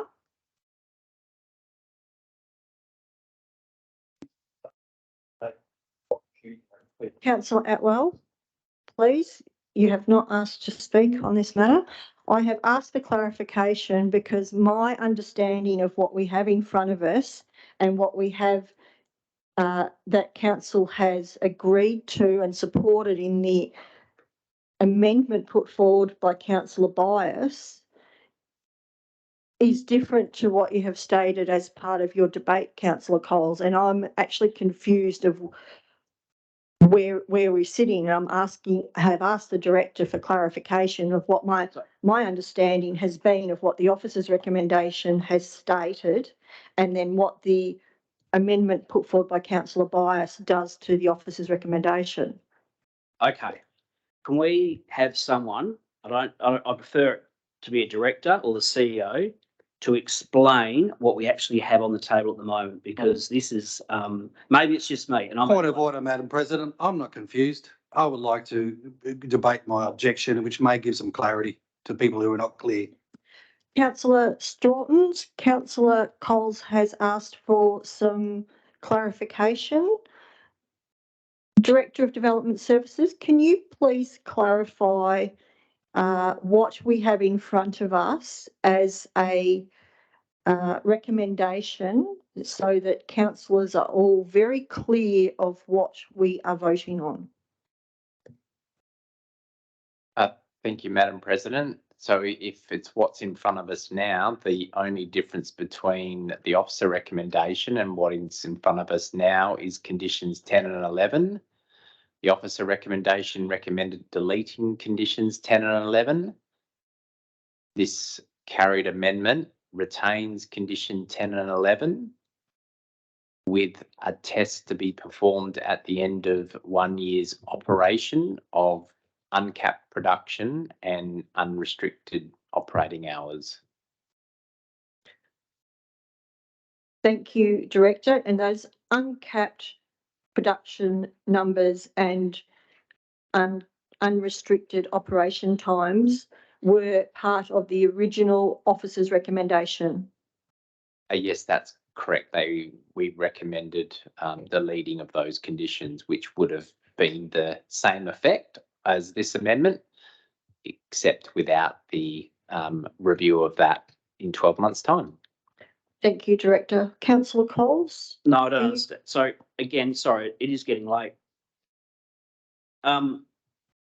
So the motion that is live at the moment, yeah, maybe you could explain it, CEO, because so what we're saying at the moment is it's capped or it's not capped. That's the first question I have. Is it capped or not capped? Yes or no? So the original officer recommendation, the condition 10 says the development is restricted to the production of a total of 1,500 plastic units a year. Yeah. The officer recommendation in the amended condition column said delete that condition, which would mean there'd be no restriction on the amount and number of plastic products per year. The amendment the council has agreed to says that can happen for a period of 1 year, following which the production's either to return to 1,500 plastic units per year if there's unsatisfactory outcomes associated with noise, odour, and air emissions, or the production's to remain unrestricted if it's satisfactory outcomes associated with those points. The same thing then is for point 11. So point 11 said, as you can see, operating hours restricted to 7 a.m. to 5:30 p.m. Monday to Friday and 7 to 1 Saturdays. The officer recommendation in the amended column was to delete that. The amendment the council have now agreed to is the development is unrestricted for those hours for a period of 1 year, following which the hours return to those hours, 7 to 5:30 Monday to Friday and 7 to 1, if there's unsatisfactory outcomes associated with noise only, or the hours of operations to remain unrestricted if there's satisfactory outcomes with noise. I've got it. Thank you. Councillor Strawtons, would you like to speak against the motion, please? Thank you, Madam President. Okay, so here we've got these various organisations in the Carter Business Park. I have not heard any information or read any information, it may happen, but I doubt it is, of those businesses working together to manage the footprint that they have as a group in the Carter Business Park and the impact they have on the residents, their stakeholders in the ecology in which they work. I've been state manager, country manager, managed my own businesses, and I would not be very proud of myself if I was managing a business and I was not working closely with others in such a business park to manage my social license. We've pretty much heard here tonight that businesses, or at least another business in that business park, appears to have lost its social license. And here we are seeking to seriously consider giving 24/7, or let's say 24 hours business extension to another business in that business park. It just seems totally illogical to me. It's too intensive. It's in the wrong area. It shouldn't be happening here. I would like to think that they're just trying it to see if we will approve it. I would like to think they've got a contingency plan that if it doesn't get approved, that they will use that site for the civil engineering and move the plastics to somewhere more appropriate, like the Mundijong Industrial Park. Therefore, if this motion is lost, I foreshadow an alternate motion. That alternate motion would put the horse before the cart instead of what we've got here is the cart before the horse. And that alternate motion would be that the officers' alternate conditions for 7, 8, 9 and 22 are imposed and monitored for 18 months before the applicant can come back to the Shire, and those must be monitored to the satisfaction of the Shire. I'll get that wording more precise if we get there. But there's no way known do I think we have companies operating in that business park dealing with their stakeholders as professionally as they should to be able to be justified to be given 24-hour business extension as it is at the moment. Thank you. Thank you, councillor Stratton. Is there anybody that'd like to speak for the motion? I'll speak for the motion, Madam President. Thank you, councillor Boris. Thank you for the robust discussion that we're having tonight, and thank you to Councillor Coles, because I agree with one aspect of his debate, and that is that the officers have done an exceptional job putting together this report. The report which originally included the recommendations for deleting those 2 items. Madam President, the substantive motion that we have now, and that's incorporated the amendments that Council adopted through a very correct process, offers balance, Madam President. It's about balance. See, we want to ensure that the operator has certainty around their operations, but we also want to make sure that our community's concerns are being heard and there is a safeguard mechanism. So this strikes that balance, Madam President, and in a very clear way that I think we can all appreciate. But I would like to say thank you to the director for answering those questions. I'd like to thank Councillor Strauss. He makes some salient points, and I'm keen to see where council will go on this one. But Madam President, I would like to put forward this motion because it does offer that balance. It does offer the safeguards, and I'm particularly keen to see this independent assessment in action, Madam President, because that's the real heart of this, is that it won't be council saying this way or that, it won't be officers saying this way or that. What it'll be is that how does it hold up with this independent assessment, and that will give our community, the operator, officers, council, that certainty, Madam President. So thank you for the opportunity to speak, and I'm happy for it to go to a vote. Thank you, councillor Bice. Is there any councillors that would like to speak against the motion? Thank you, councillors. Given that Councillor D'Agostino spoke to the amendment, he has now forfeited his right to close on this item, so we will go straight to the vote. All those in favour of this substantive motion that we have before us this evening? 1, 2, 3, 4, 5. Councillor Atwell, are you voting for or against? 6. Those against? 1, 2, 3. Motion is carried 6-3. Thank you, councillors. Now, I know Councillor D'Agostino moved the motion. The amendment was Councillor Bias's, but we do need a reason for the difference from the officer recommendation from somebody.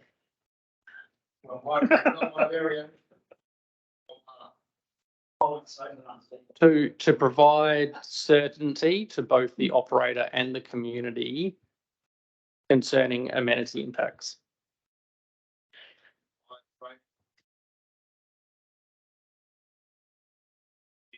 The operator and the community. Yep. On amenity impact issues. On amenity impacts. Yep. Thank you.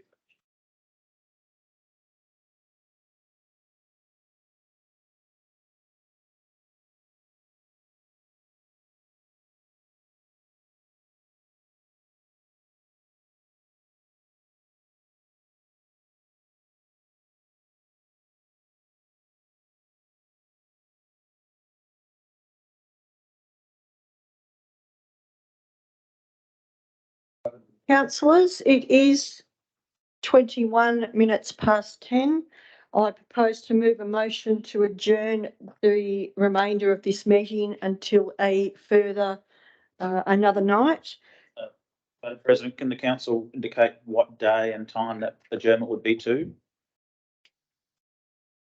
Councillors, this week we have the option of either Tuesday night or Wednesday night at 7 p.m.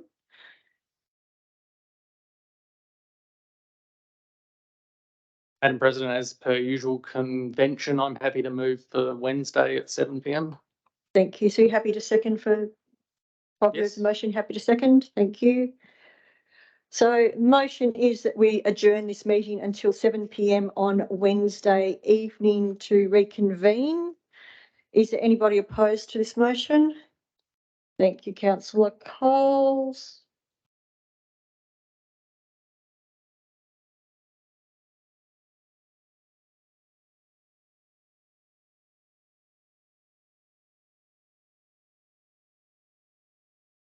In opening debate, as I stated before, it is now 10:22.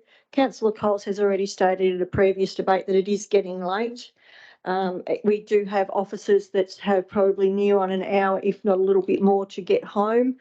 So that puts them at nearly or after 11:30 before they are home this evening. So I think it's prudent through our work health and safety that we actually adjourn this meeting and reconvene on Wednesday evening at 7 p.m. Thank you. Councillor Vice, would you like to speak or reserve?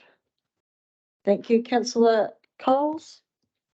Thank you, Madam President. I raised this concern a couple of months ago, and obviously people made up their minds because people are starting to pack up. But I did raise these concerns several months ago, and I did have a conversation with the staff about this. There is actually nothing in legislation that says we can't continue to there's nothing in legislation that says we have to stop the meeting. There is nothing in the Workplace Health and Safety Act that says we have to stop the meeting.